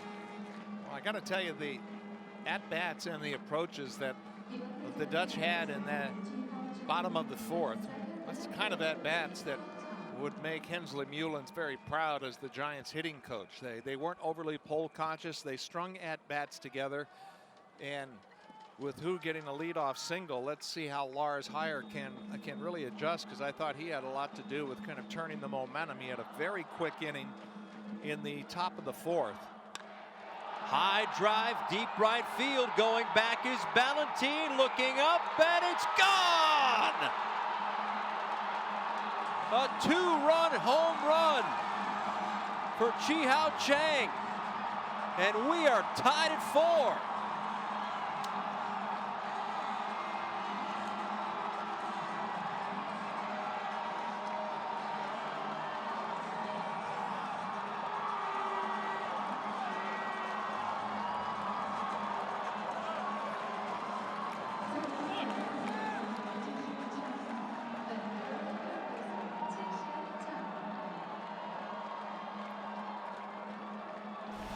Well, so much for the Dutch lead, just like that. Down and in the nitro zone of Zhang, and boy, did he know he got it. Oh, yeah. Well, we talked about the quick strike offense of the Dutch. I think Chinese Taipei will take that quick strike as well, the equalizer here in the 5th.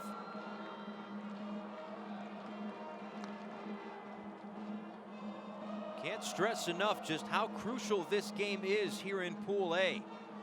Boy, as quick of an inning that Heyer had when he came in, how quickly Chinese Taipei is adding on.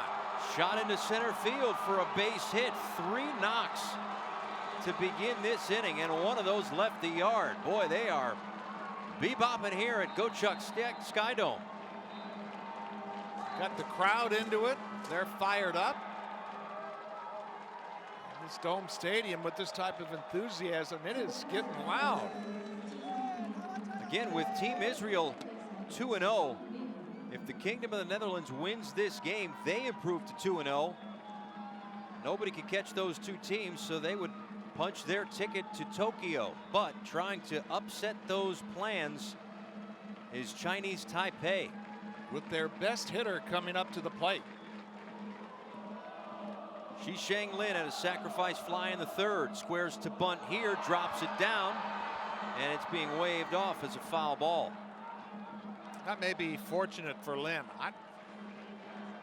He's got to be swinging the bat. You've had 3 straight hits. You've got some real offensive momentum, and you know, we just set him up. He's their best hitter, best power.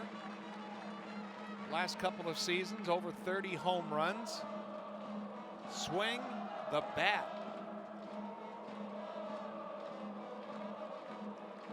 That just came out of nowhere. That was really out of phase.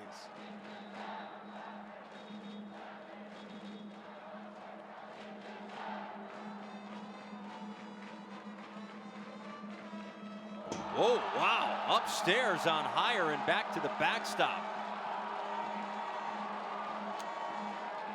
I think he's a little rattled with what has happened, a little shell-shocked here in the top of the 5th. Not a fastball. No intent there. It was a curveball that just slipped out of his hand. He tries to sweep it, and it goes in the other direction, right over the dome.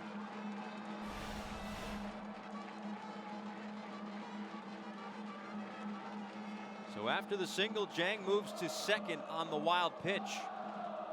And into scoring position for Lin.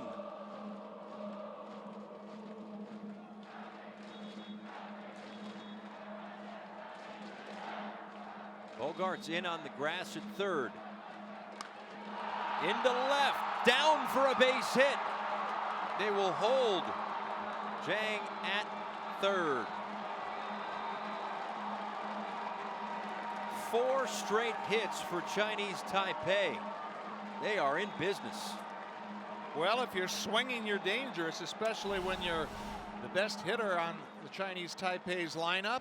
Off the end of the bat, they hit all the way, and I thought with a little bit of the hump back there, it was clearly going to be down in front of the left fielder Odebear that they might send him. But that's what you wanted. That at bat started with Lin squaring. You said swing the bat. He did, right, and he gets the base hit. Especially now when you obviously have Hire who is rattled. You see Bogart's going out there, and he's just trying to, squeeze a little air out of the clock, so to speak. Change a little of this tempo that Chinese Taipei and their fans have really gotten into. And that was the look of pitching coach Bert Blyleven. The look in his eye. I saw many times when he was pitching that someone was going on their back on the next pitch. These hitters are really comfortable right now. Yishuan Lin with runners on the corner. Still nobody out here in the 5th. That one is smothered by Ricardo. No advance. Well, you have a guy on third and blocking that ball to prevent 2 runners from advancing, 1 from scoring. He had that smothered, and as calm and as collected as Hire looked in the last inning, it looked like he was ready to reel off about 3 or 4 innings and steady in the game, and he's come unglued. High chopper to the right side, scope to second for 1, no throw to first, and Chinese Taipei will score on the ground out. It's now 5-4.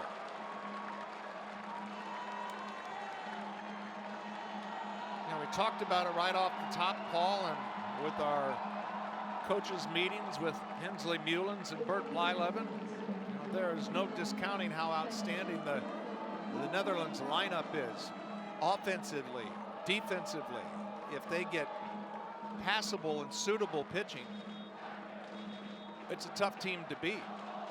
But this is where you see that there can be a disconnect on this very talented team when the pitching goes south. And it's happened in a hurry. They finally get an out on the fielder's choice as Wohei Gao tapped one foul on the first pitch. It took 8 pitches for Hire to get through the 4th inning. He's thrown 12 pitches in this inning, gotten 1 out. surrendered 4 hits and 3 runs, including the Chang 2-run home run that at the moment tied the game. Breaking ball in there for a called strike. 0-2.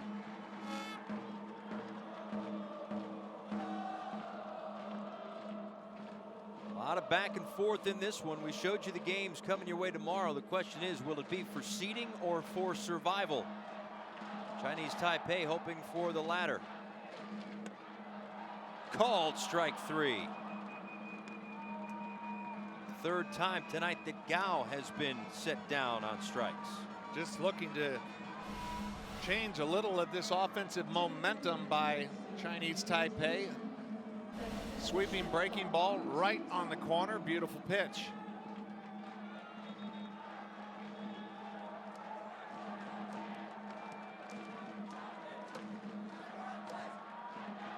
And now it's Youngji Chen who is hit by a pitch.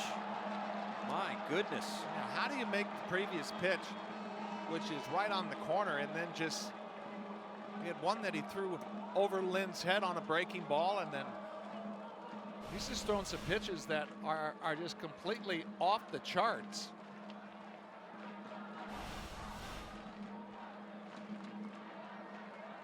Hires a 23-year-old who broke into the Dutch League at the age of 16 in 2010. Signed a minor league deal with the Mariners in 2011. Topped out at high A ball in 2014 when he posted a .654 ERA. But the last 2 seasons returning to the Netherlands, 17-6 with a .191 ERA. But it's been the tale of 2 innings for Hire. 2 on and 2 out here in the 5th. 3 runs home. Taipei up by a run. Kun Sheng Lin, the catcher, digs in. He walked and stole a base in the 2nd, flew out in the 4th.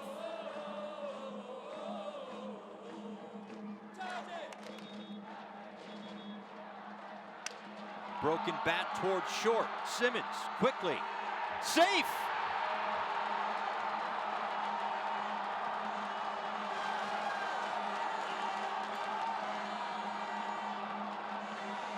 That might have been his only play, and it was not an easy play. He's got the quickest hands of anyone.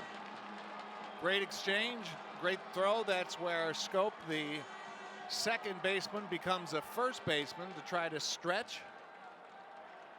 DJ Rayburn, major league umpire, all over it, and clearly the right call. A tough call on a force play like that for the umpire.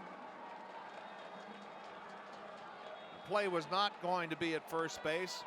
The only one was right there at second, too late. And now the base is loaded, 2 out for the center fielder, Chase Swan Lin. Popped up left center field, waving everybody off is Odubert, but the damage done. 3 runs in the inning. Chinese Taipei has taken a 5-4 lead thanks to Chang's 2-run home run.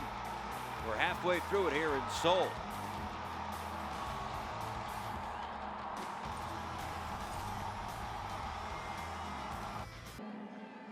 Strolling through Itaewon. Taking a left and, oh yeah. Yeah, talk about crashing the party, guys. I hope that's not a live shot. And again, the cuisine here has been spectacular, an amazing experience, and an amazing ball game unfolding too. This one has been fun as we reach the midway point, or at least we think. 5-4 the score going into the bottom of the 5th inning as Jurickson Profar takes a look at strike 1, a ball and a strike to the center fielder. So it is a live shot. Terrific. That's great. You just point at the pictures and say, I'll take that. There's been a lot of that. There's been a lot of, I will try that. Absolutely. It's been fun.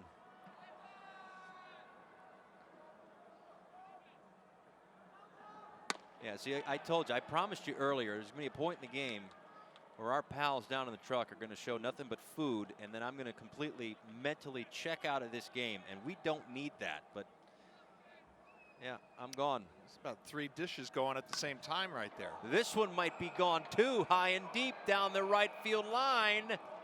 Foul.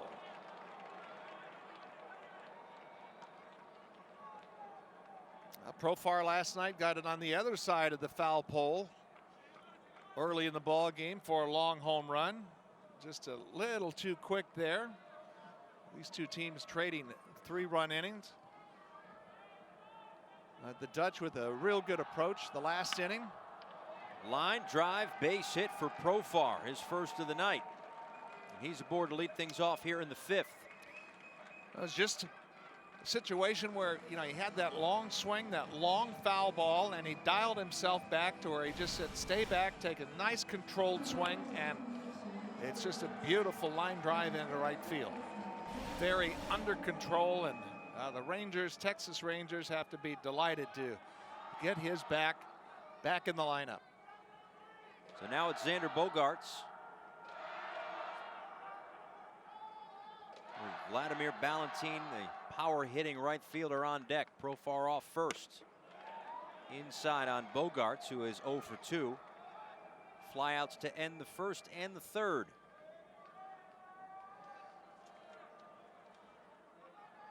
Bogaerts 388 hits since the start of the 2015 season, tied with his teammate with the Bo Sox, Mookie Betts.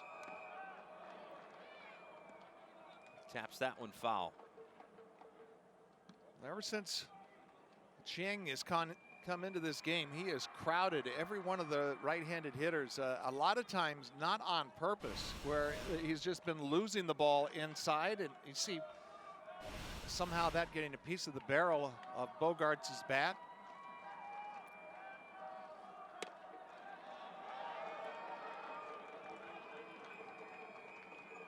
He has been wild in.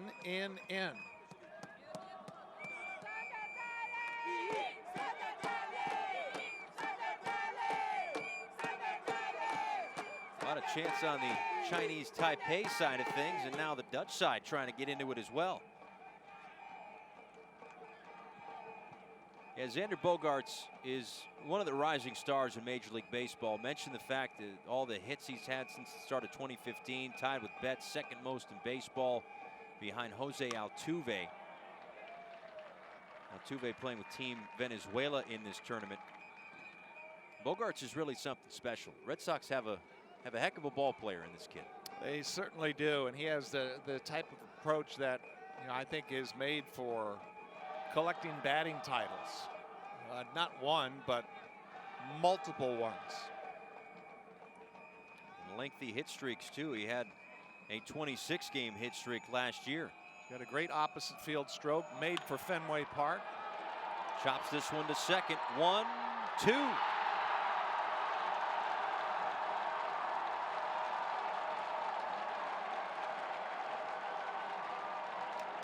We talk about being effective by the need to pitch inside, and Chiang has had a lot of fastballs get away from him he has that natural action in. There's the one off the edge of the bat from Bogaerts, crowding him with that inside out swing that he has.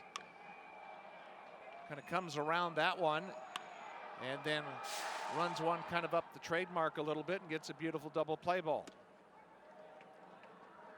Vladimir Ballantine takes outside. So Ballantine bats here with nobody on and 2 out in the bottom of the 5th inning. He's got a couple of hits and a run scored.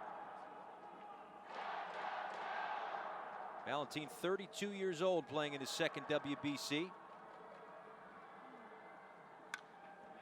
Big swing right back. Boy, he just missed that. He swung so hard, those big buns hit Mother Earth. He was thinking about playing pepper with the scoreboard there. Oh, he did plenty of that too. He's gearing up for the fastball. There's been a lot of those from Jang, all but one. Well, my timing is impeccable, isn't it? Second off-speed pitch that he's thrown. Bottom line is, he's been going to the fastball quite a bit. See what he does here on 2-1 to Ballantine. Boom. Man. I could just see that pitch coming in there, and his eyes were getting so big. You're talking about licking his chops. It was such a good pitch for him to hit. He just could not stay back. It was like, man, that's my home run ball right there, and I got too anxious. So now the 2-2. Another big swing. Chopped and passed. Jang at third and into left field. Well, that has to be a hit. You have a big man that has that type of big swing. With this fast turf, oftentimes that second bounce is an accelerating bounce. It almost looks like it picks up speed. And that was a perfect example of it right there, where it kind of ate the third baseman up. That second hop just went boom, found another gear.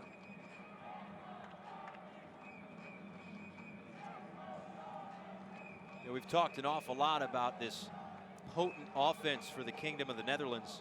I think Israel might get a little bit undersold on, at least in terms of the outside coming into this tournament, but they've got some pop in their lineup too. And you look at the extra base hits and how that translates to runs. Netherlands and Taipei 2 and 3. That just shows you how dominant Israel's been in their 2 games.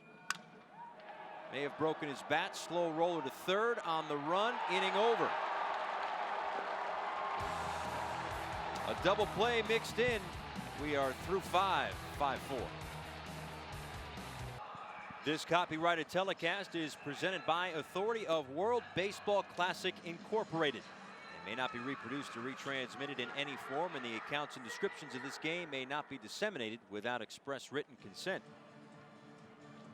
Paul Severino, Joe McGrain back with you here in Seoul. A 5-4 lead for Chinese Taipei, third pitcher of the night for the Kingdom of the Netherlands. It's the tall righty Mike Bolsenbroek, 29 years old, who pitched for Germany in the 2013 World Baseball Classic qualifier through a 7-inning early termination perfect game against Greece in the 2014 European Championship. That was the first solo perfect game in Dutch national team history. He wears the team colors and the country colors here again in the WBC. First pitch swinging up the middle, base hit as Chin Lung Hu leads things off with a base knock. 1, 2, and 3 due up for Chinese Taipei, and just like that, the guys who are supposed to set the table do exactly that. This team looked completely unrecognizable from what we saw out of them yesterday. It's a young team. It's inexperienced. It's very green. I thought they came out tentative. They came out very nervous. They are just playing with a great deal of confidence right now. The bats have come alive. Keep an eye on who had 10 stolen bases last year. He stays put on the first offering to Ji-Hao Chang. You know, you're absolutely right, Joe, about Chinese Taipei looking like a completely different team. When they gave up 15 runs in the game yesterday against Israel, they set the team record for the most runs allowed in WBC history. And at times, they looked like that. You know, when you see one of those numbers, you're like, boy, that is just not our day. And again, even though they scored 7 runs, they showed some signs of life late in the ball game, which clearly they've carried over. They still gave up 50 runs. They still lost by 8. I just didn't see the quality of at bats yesterday that would lead you to believe that this was the same team. They have barreled a lot of balls up. Bolsenbroek at 6'8", a big guy, likes to go right after the hitters with his fastball. And in relief of Lars Heyer, just trying to stabilize the momentum and confidence of Chinese Taipei.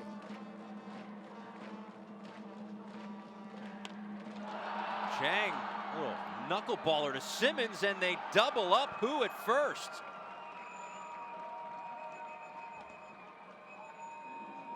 Boy, I don't know where who was going right there, but Simmons had that one all the way.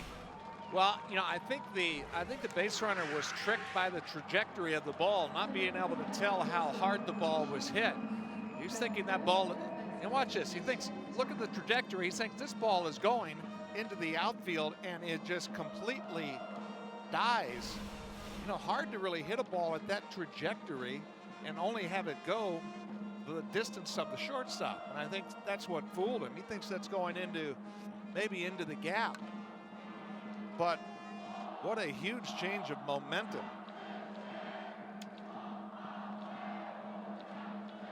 Simmons so sure-handed at shortstop, so cool. Able to turn the double play there. The 0-1 coming to Jang. Just Strike like two. that, 2 outs. Yeah. Looked like they were rocking and rolling again. Yeah, and this is the part of the order that got it going in the 5th. Who, as he did here in the 6th, led it off with a single, and then Chang hit the 2-run home run to, at the time, tie it. Broken bat, floater, Simmons back.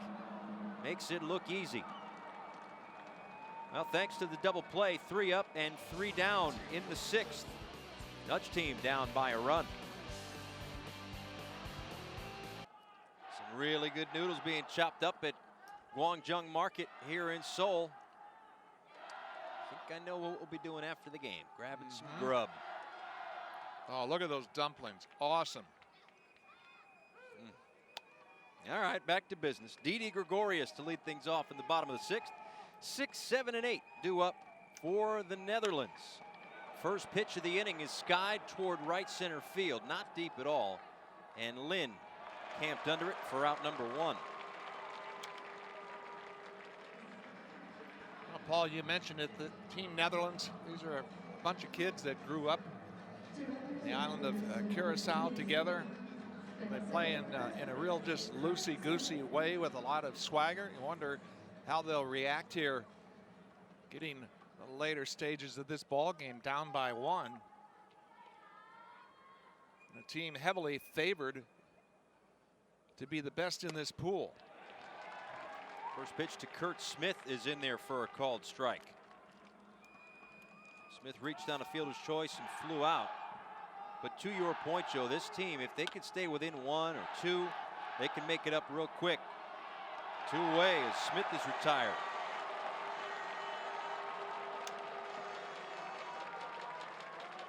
Chang, the third baseman, didn't leave anything in the bag on that one. Coming through that, not taking any chances, and a howitzer over to first.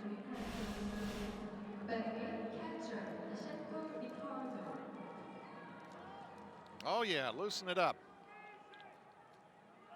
2 up and 2 quickly sent down here in the bottom of the 6th inning for the catcher, Dashenko Ricardo, who's got 2 RBI singles in this ball game, and he takes outside a ball and no strikes. Like a pretty good pitch.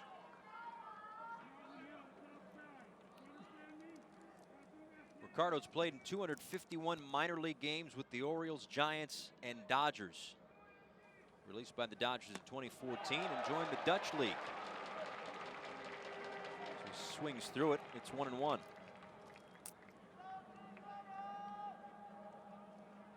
It's been the Dutch oven tonight. He's been hot. Swing and a miss. 1-2. The plan for Chinese Taipei in yesterday's ball game was to use their best 2 pitchers and just go one right after the other. Didn't necessarily work according to plan, as some 29 pitches into the game, their starter was out 2/3 of an inning. But a 1-2-3-6 gets the job done. We move to the 7th with Chinese Taipei up by 1. A terrific game unfolding here at Gochuck Skydome. Paul Severino, Joe McGrain with you. We move to the top of the 7th inning. Chinese Taipei with a 5-4 lead against the heavily favored Kingdom of the Netherlands.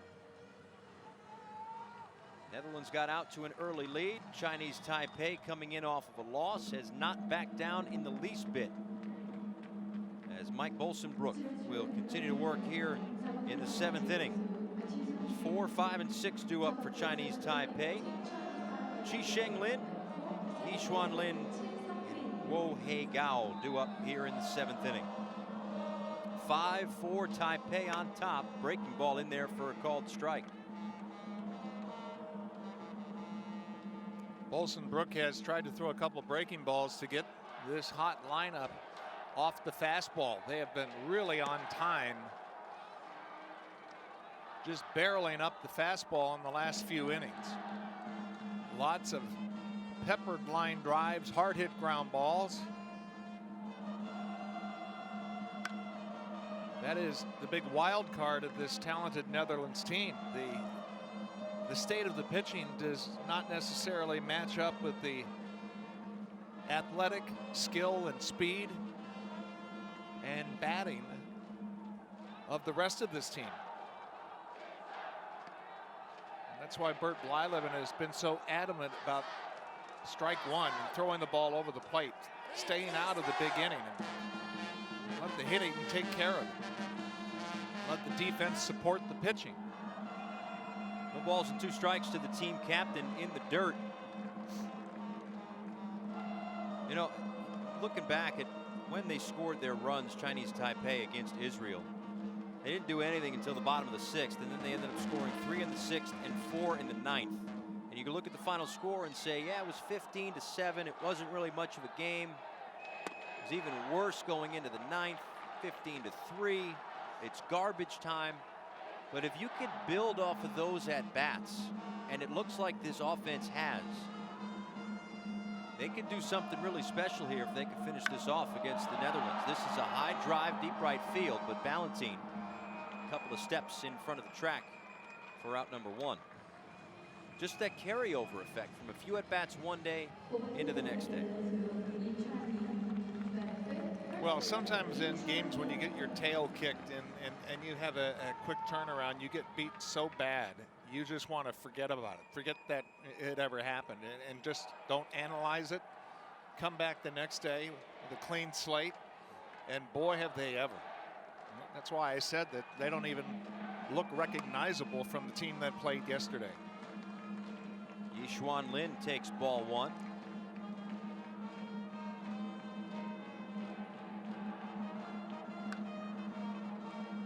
The 31-year-old playing in his 3rd WBC, a combined 1 for 12 in 5 games between the 2009 and 2013 tournaments.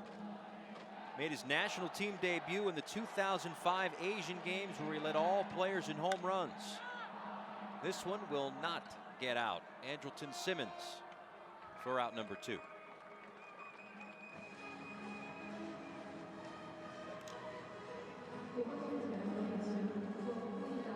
Andrelton Simmons has really been in the middle of everything, as he was involved in 13 of their 27 outs last night. He's been at the crux of a number of plays this afternoon or this evening as well. Boy, his footwork and hands are so good. You know, you get the feeling, the sensation sometimes that he wouldn't be that diminished if he didn't even play with a glove. You might be right. His last 2 or 3 putouts, he could have very easily reeled in barehanded.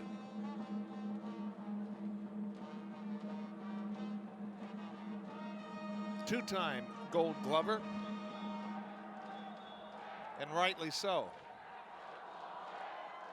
And again, there was a thought that with all of the talent that this team has up the middle and all their talented shortstops, Bogart, Simmons, Gregorius, obviously Profar certainly can play there, even though he hasn't seen as much time at the big league level with the Rangers in recent years, but that there was going to be a lot of moving and shaking. But it turns out that the lineup by Hensley Mulin's exactly the same.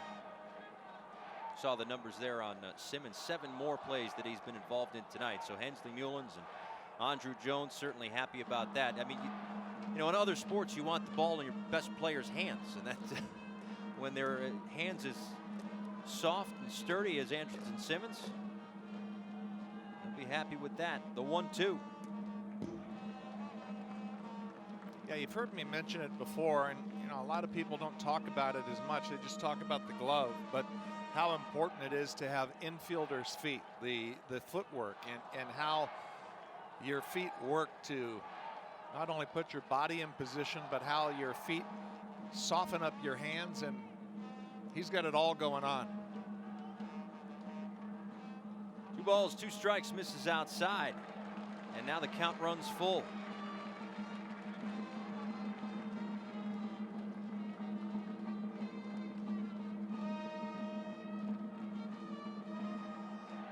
As Youngji Chen waits on deck. So what's at stake today? Team Israel waits. They've got a game tomorrow against the Netherlands. First game of a doubleheader here in Seoul. They're 2-0. Line drive, base hit right up the middle. Boy, another one barreled up.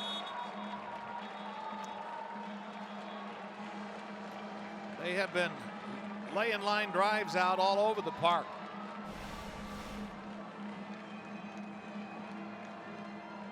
Just look at the confidence in that swing that passed through the hitting zone.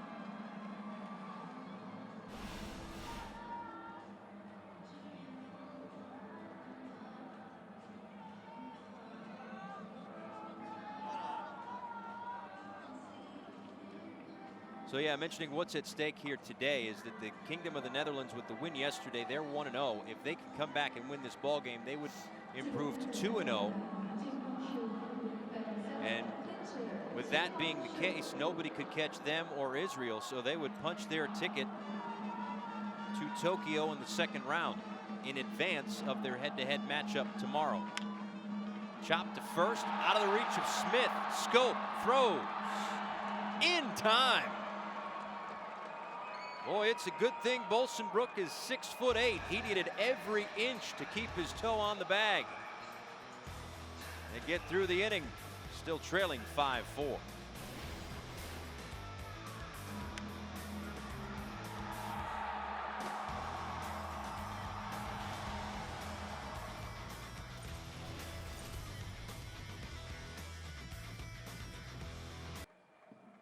Welcome back. New shortstop is Sheng Wei Wang as he takes over for Youngji Chen, who was pinch hit for by Shi Hung Shu, and he was the one who grounded to the right side to end the inning. As we go to the bottom of the seventh inning, 9-1-2 due up for the Dutch, trailing 5-4. Grounded foul as Oduber squared to bunt just to try to get something going here for the Kingdom of the Netherlands. After Oduber, it's Andrelton Simmons and Jurickson Profar. Their quick strike offense, they certainly used it to their advantage in the fourth inning when they went base hit, double. And just like that, they had taken the lead. But Chinese Taipei coming right back in the top of the fifth inning to score 3 runs. A little jam shot to short on the run and picked out of the dirt by Lin. Well, new into the ball game, it will always find you somehow, some way, but Wong makes it look easy for out number 1. Nice pick over at first base by Lin. That's not the easiest of scoops, but you're right, the ball finds you very quickly. And Wong already involved in the game, just in, ball hit to him. Nice play on both ends. So now it's Andrelton Simmons.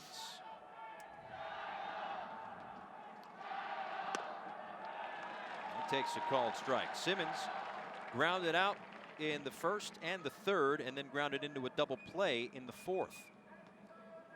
But with his hits last night, became the all-time hits leader for the Kingdom of the Netherlands in World Baseball Classic play, and has certainly made his presence felt on the defensive side of things. But I'm pretty sure we knew that was going to be the case coming into this tournament.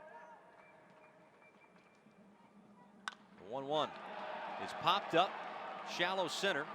Lin, 2 away. You know, you hear hitters talking about being under control, the way that they were able to put it together in the fourth inning, and Simmons got a little too big on that swing. And his game is, you know, just popping the ball right side of the field, controlled swing, kind of came outside of his comfort zone there, popped it up. And now it's Jurickson Profar. He struck out in the first, flew out in the third, and singled in the fifth. But he hit a long home run last night. that got the scoring started for the Kingdom of the Netherlands. Taps it foul at the plate to even it up at 1-1. Shang's really done a nice job since coming in. He's not all the time it's been on purpose. He's crowded the right-handed hitters with his fastball. He's been effectively wild inside. And the hitters have not been as comfortable. I think it's a little different story with the left-hander Profar up. Popped him up. Easy play for Lin. Inning over. We are through 7. 5-4 Chinese Taipei.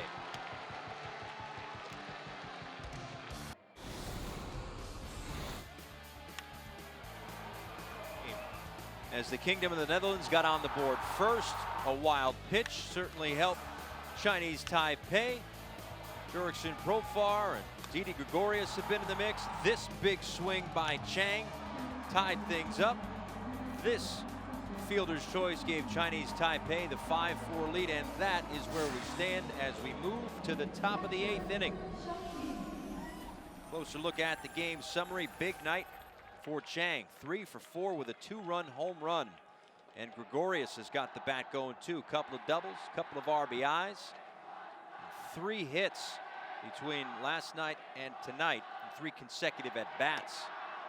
In fact, his last one last night, first 2 today. Fun ball game. Paul Severino, Joe McGrain with you here at Go-Chuck Sky Dome.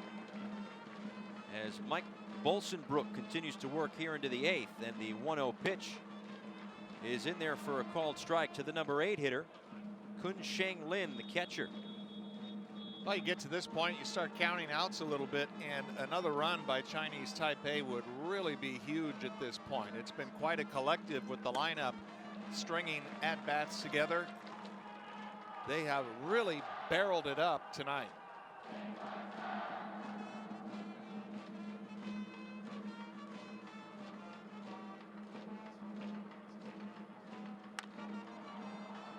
In on the hands, pop to shallow right, and it's Scope for out number 1.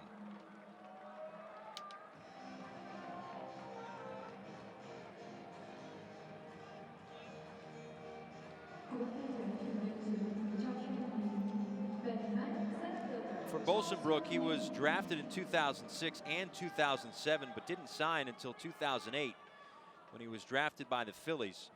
He pitched in their organization from 2008 to 2010, threw a total of 74 minor league innings, but responsible for some pretty big innings here in the WBC in 2017.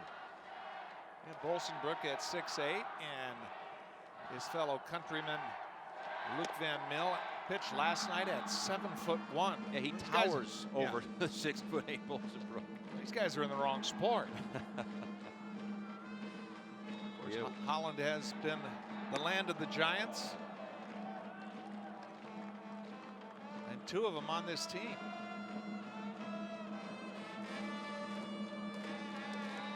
Two ball, 1 strike pitch coming to Lin. Oh, get out of the way. 3-1.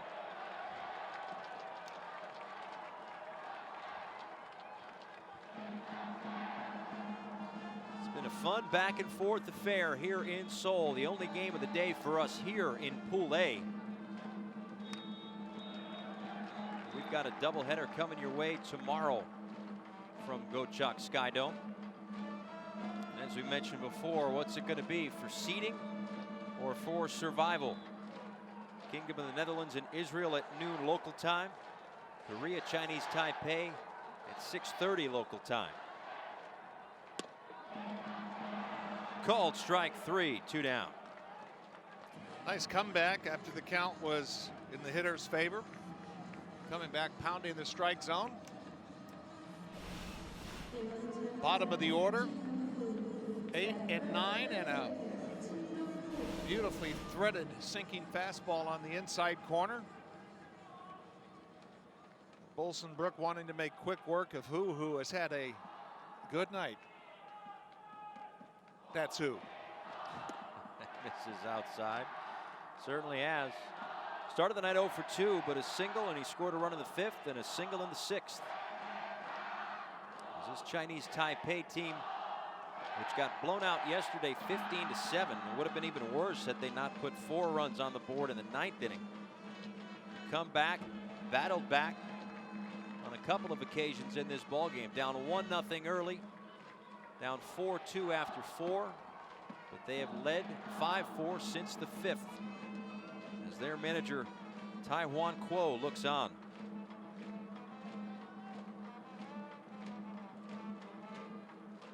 Again, just something to keep in mind when you look at the WBSC rankings, the 4 teams that are here in Pool A. That's why a lot of people thought that Israel's win over Korea in the WBC opener was an upset. And while given those rankings, it absolutely was.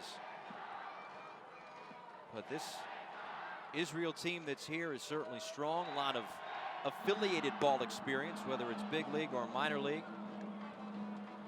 They're able to get the victory. They are 2-0, and they wait to see what happens here. So I say if it's for seeding, if the Netherlands able to come back, figure out who gets the better seed once Netherlands and Israel get to Tokyo. But we are a long way away from that. Netherlands needs a couple of runs. It's 2 men warm for the Dutch here in the 8th. The 3-2 pitch, chop to Bogaerts. And it will be Bogaerts to lead things off for the Dutch team. 3, 4, and 5 due up in the 8th. Things are starting to heat up here at Go-Chuck Sky Dome. Paul Severino, Joe McGrain with you. We go to the bottom of the 8th inning as the Kingdom of the Netherlands has their big bats due up here in the 8th, trailing by a run. Xander Bogaerts, Vladimir Ballantyne, and Jonathan Schoop, as they certainly have the support from their fan base here in Seoul. Zhang back out there. His 42nd pitch is in there for a called strike. Well, let's see how patient the Dutch hitters can be in this situation with 6 outs to play with, and see if they let the game come to them or do they get over anxious. Well, Zhang, Joe, has really done a nice job settling things down for Chinese Taipei. He has been terrific to this point. Well, you think of how Sung started the game, 3 1/3, 6 hits and 4 runs. Yeah, sorry to cut you off. Also, I think whether a lot of times it was on purpose or not, being wild like that inside has made a lot of the right-handed hitters uncomfortable. It's taken them out of that natural rhythm that we saw them just peppering the ball everywhere last night. And he has pitched inside. You know, like I said, not every one of them has been on purpose, but it has definitely served the purpose. Now the 1-2 to Bogaerts to the left side, deep in the hole. Wong safe at first base. Bogaerts beat it out. And he immediately looks to the dugout and says, let's go, boys. He's aboard to lead off the 8th. Boy, he was smelling a hit. A beautiful setup pitch by Chang. Inside, and then he goes away. Bogaerts comes around it and really finds an extra gear. And watch him put the wings out when he passes first base. Save.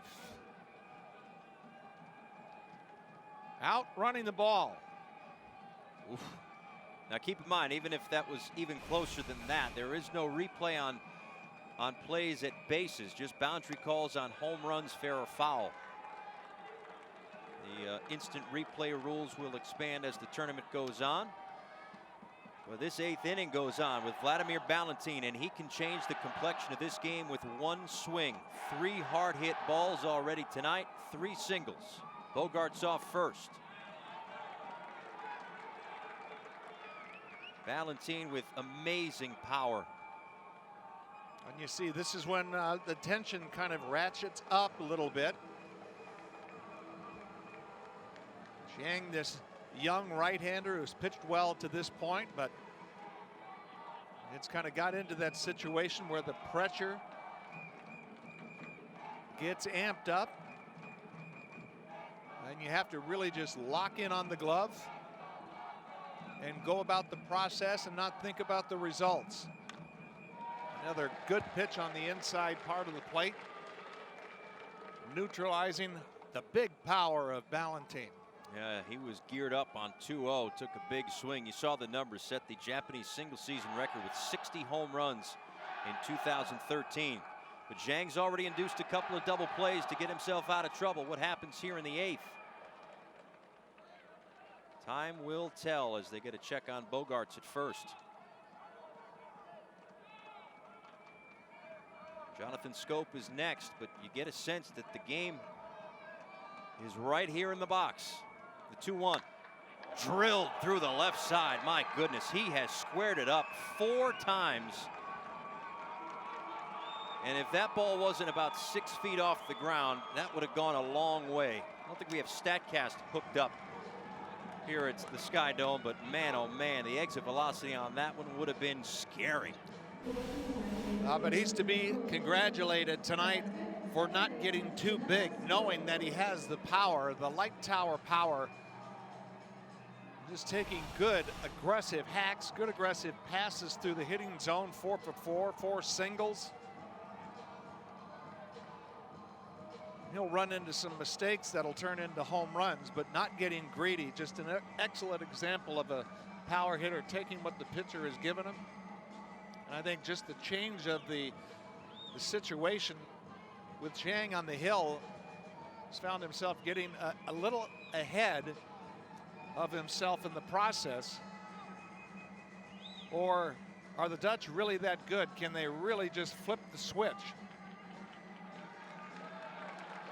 Well, again, I keep saying this is the part of their order, but so much of their order can do damage with one swing. Here comes a major leaguer. There's a major leaguer in the on-deck circle. And ducks on the pond. Bogaerts at second, Ballantine on at first. Jonathan Schoop, who hit a career-high 25 home runs and a career-high 82 RBIs last season with the Orioles, digs in. Pitch number 50. And excuse me, swing for strike 1. That's the greediness that I was talking about, the over-anxiousness. Bogaerts and Ballantine, patient, letting the ball come to him. He was just thinking fastball, and he was thinking about launching it to the moon, and he got a breaking ball. And 0-1 to Schoop. Grounded to short. 1, 2. Whoa, I don't know about that close one. Play at first base. I don't know about that one at all. And Lynn got taken out by Ballantine as well, and they'll check on him at second base. That's the second time Lynn's been banged up today, too. Another look at the close play at first. Safe by a mile. And that's a tough play for an umpire when you get that short hop, because what they're doing is they're looking at the base and they're waiting for sound. And he didn't hear Ted Barrett trying to calm the entire bench down. Wow, Hensley Mullins was out arguing with the first base umpire. See, they all know that he was safe. And he clearly was. Yeah, the first base umpire is Brett Robson from Australia. And like I said a moment ago, instant replay in the first round of the World Baseball Classic is limited to just home runs, and whether or not the home runs go over the wall and if they are fair or foul.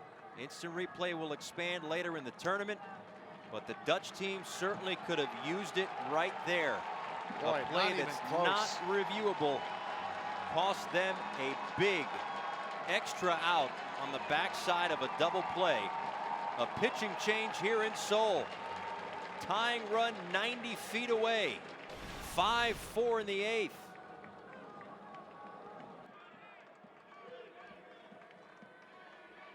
Back in Seoul, Fouteyni on the mound.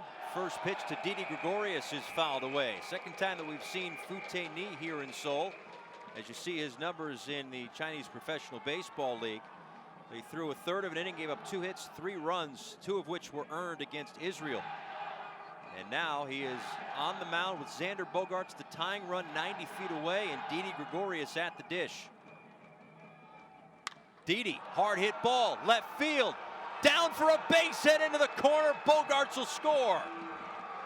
Gregorius cruises into second with a game-tying double with 2 outs in the 8th.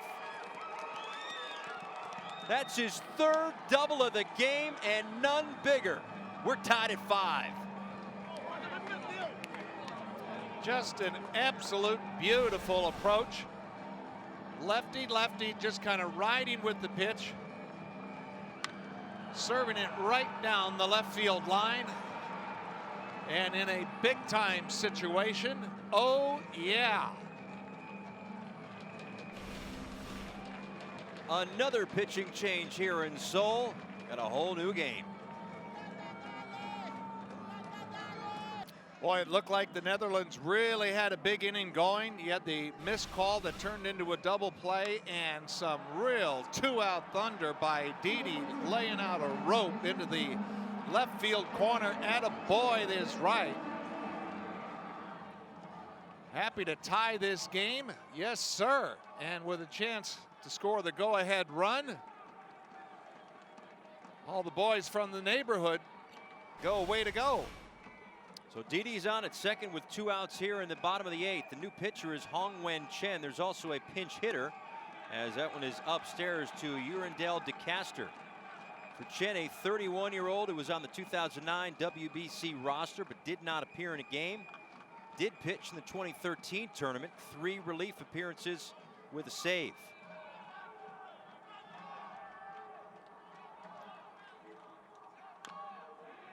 Tap foul at the plate by DeCaster, who's 37 years old, appearing in his 4th WBC, 7 for 35 in the previous 3 tournaments. But he hit the liner that helped the Dutch upset the Dominican Republic in 2009 and up in a chance here to perhaps add another big hit to that WBC resume. And he is hitting off the fastball. Came around that breaking ball there. He is looking for dead red. The 1-1. Originally signed by the Devil Rays out of Curacao in 1996. Played in 3 major league games, but spent 12 years in affiliated minor league ball. His dad was on the Dutch national team. Once again, trying to help his country. Swing and a miss. Another swing off the breaking ball. Nice job by the Chinese Taipei pitcher and catcher. Watching the swing. Seeing that DeCaster is geared for the heater. That's 2 breaking pitches, 2 fooled swings. No reason to come back with another fastball unless it's in and off the plate. Gregorius leads off second. The pitch to DeCaster. Swung on, hit hard to third, staying with it, and the long throw to first, inning over. Perfect defensive positioning. But Didi's double ties it up. Welcome back to Seoul. Paul Severino, Joe McGrain. Good look there at Didi Gregorius. I know he's a heck of a shortstop, but man, oh man, bat keeps going like this. He might like the DH spot when he gets back to the Bronx with the New York Yankees. New pitcher for the Kingdom of the Netherlands is Chiron Martis, 29 years old, playing in his 3rd WBC. Saw him last night, an inning against Korea. Probably most famous for throwing a no-hitter against Panama in the 2006 World Baseball Classic. His first pitch to Ji-Hao Chang misses outside. 2, 3, and 4 due up for Chinese Taipei in a tie game in the top of the 9th inning here in Seoul. Pitch recognition so important for hitters. And it'll be interesting to see if Chinese Taipei can make an adjustment in how well they've scouted. Martis, very intense, likes to challenge people, but really slows down his motion and his body when throwing off-speed pitches. The hitters, pitching coaches like to say when a pitcher does that, he's telegraphing his pitches. You can get a feel for what's coming. You just don't know if Chinese Taipei has had the scouting or enough reps and seen this guy to know that he tips off his pitches when he does that. New first baseman, by the way, is Urandel DeCaster, who pinch hit for Kurt Smith in the 8th inning. So he takes over at first. Everything else status quo. Here comes the 1-2. You know, Al Martis has a pretty good WBC resume. He also represented the Netherlands in the 2008 Summer Olympics. Pitched a total of 116 innings for the Nats and the Twins over his big league career. Induces the fly ball to Profar in center. 1 away.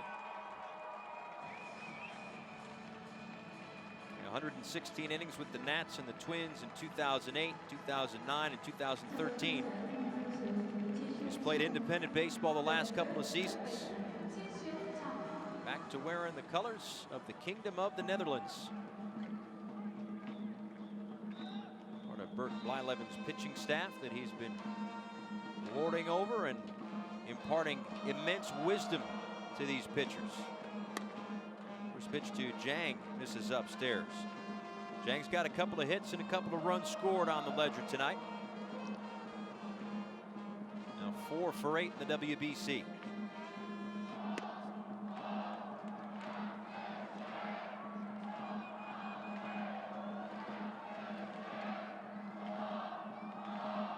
Couldn't ask for a better finish here at Go-Chuck Skydome, tied in the 9th.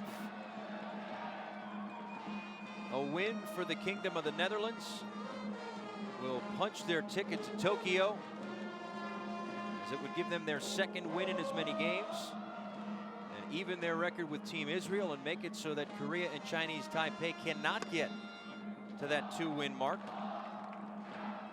A win by Chinese Taipei, and the games tomorrow certainly have a much different feel. Doubleheader coming your way, starting at noon local time.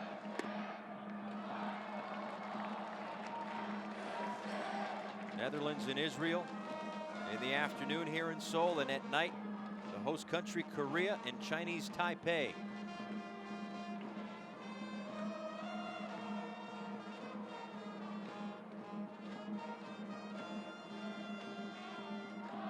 Three balls and 2 strikes. Fouled away again. Jang just missing that one. Martis away with everyone, or every pitch rather. There's everyone.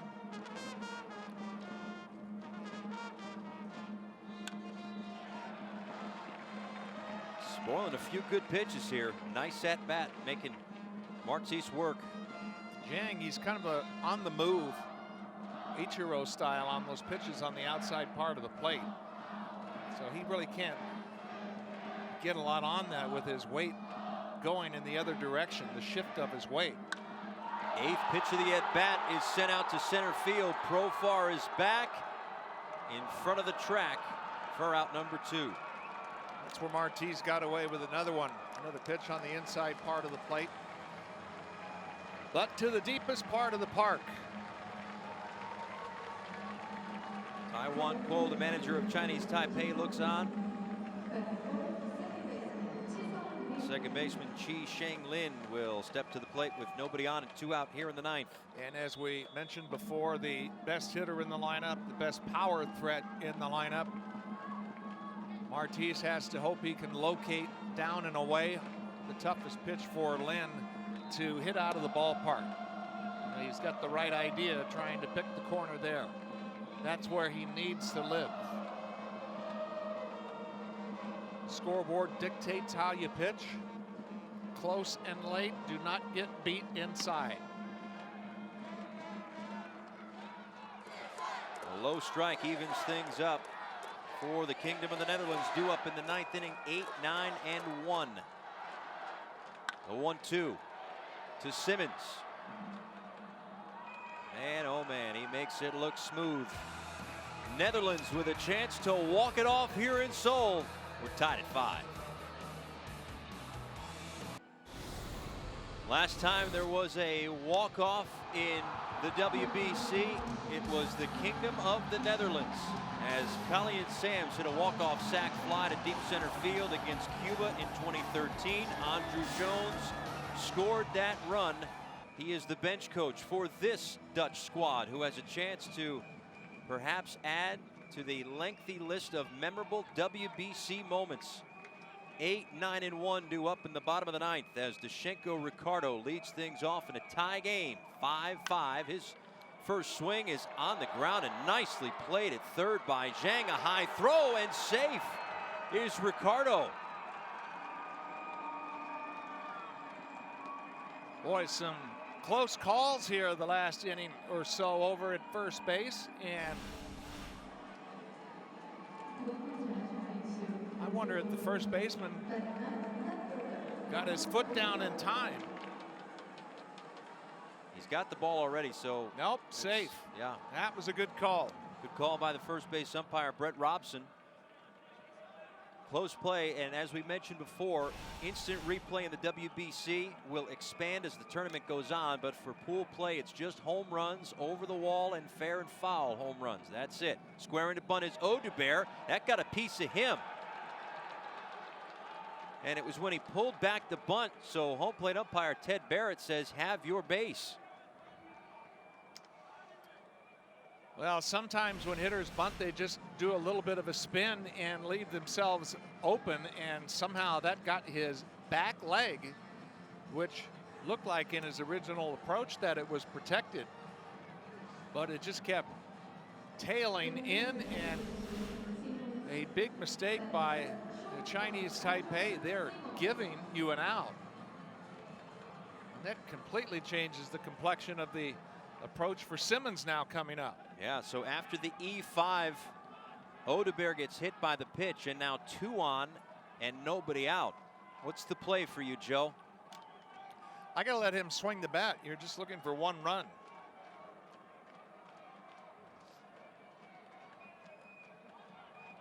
You already have a guy in scoring position. There's no gift wrapping outs at this point. Ricardo, the runner on second. Audubert off first. Simmons shows bunt, but pulls it back 1-0.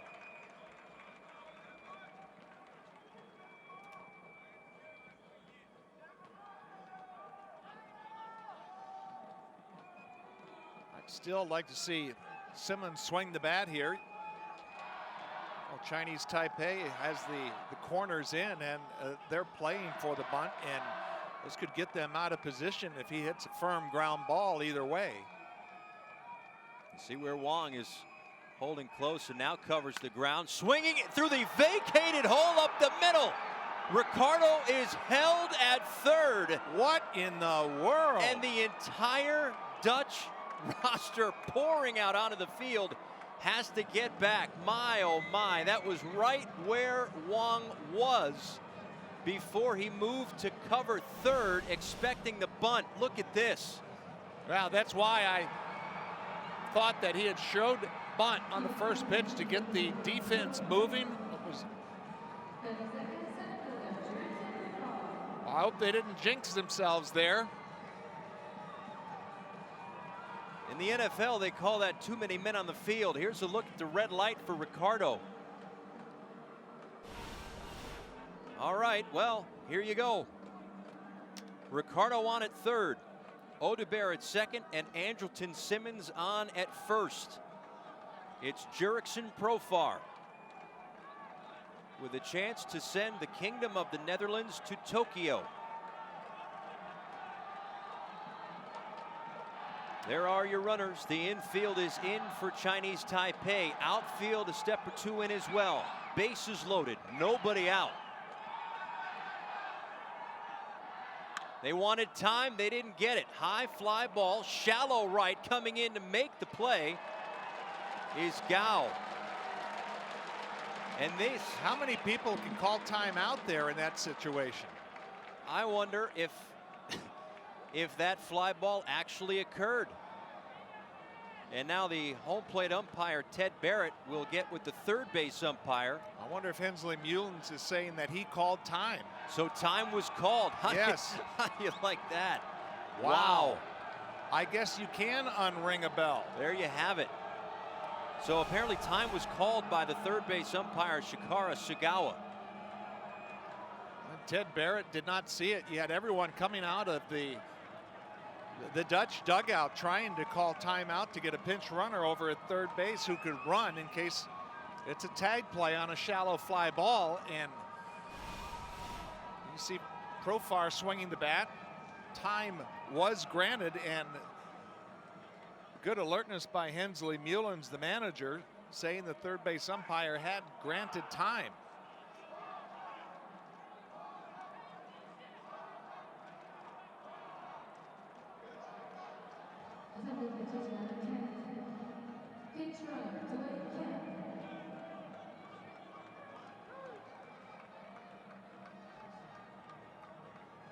So as Ted Barrett gets things together, we have a pinch runner at third base, and Dwayne Kemp.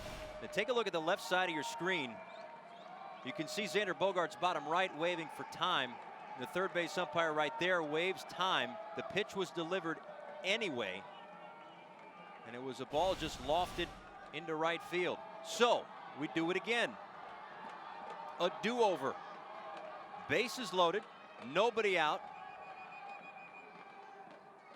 Swing and a miss for Profar.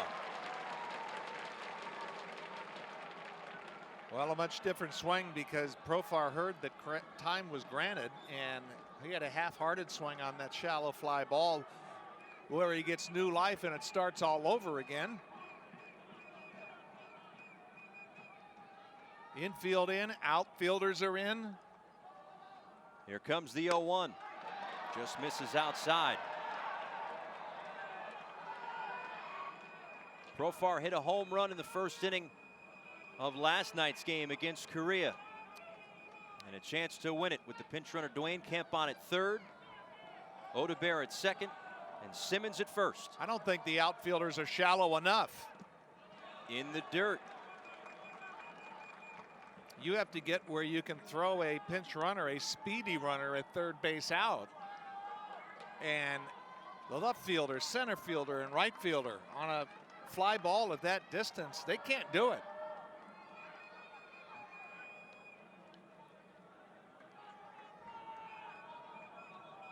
Kemp away from third. It'll be a 2-1 coming from Chen to Profar.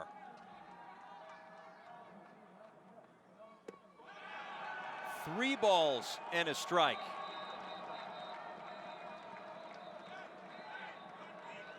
Chen has to be careful with this count not to choke it off and just lock in on the glove. Free and easy. If he doesn't throw a strike, it's over. Xander Bogaerts waits on deck, but it will be a 3-ball, 1-strike pitch to Jurickson Profar. Chen deals. Chop foul. Profar taking the game to Chinese Taipei. Of course, that's a hitter's count. Aggressive. I was thinking he'd be all right to take another one, and it looked like he expanded the zone.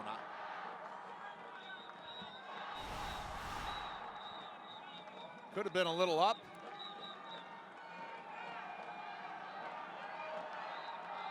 Infield, of course, is in.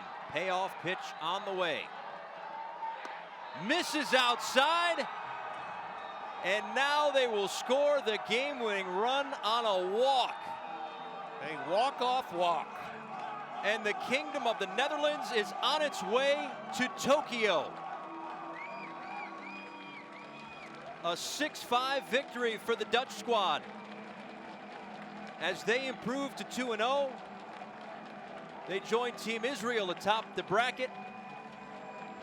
And with games still to be played here in Seoul, we know that much. Israel and the Netherlands are moving on. Well, Chen came back with the 3-1 pitch that was borderline, and the 3-2 pitch was not free and easy. He just choked it off, and it never even looked like a strike. And the Netherlands that good, down by 1 in the 8th, and just flipped the switch.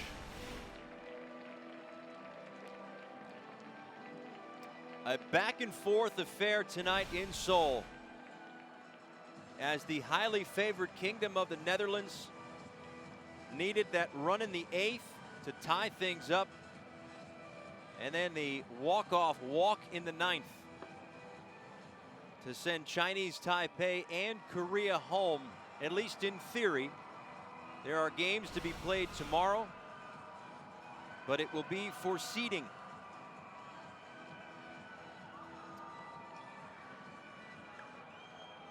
A 6-5 victory for the Kingdom of the Netherlands. Didi Gregorius with a huge RBI double.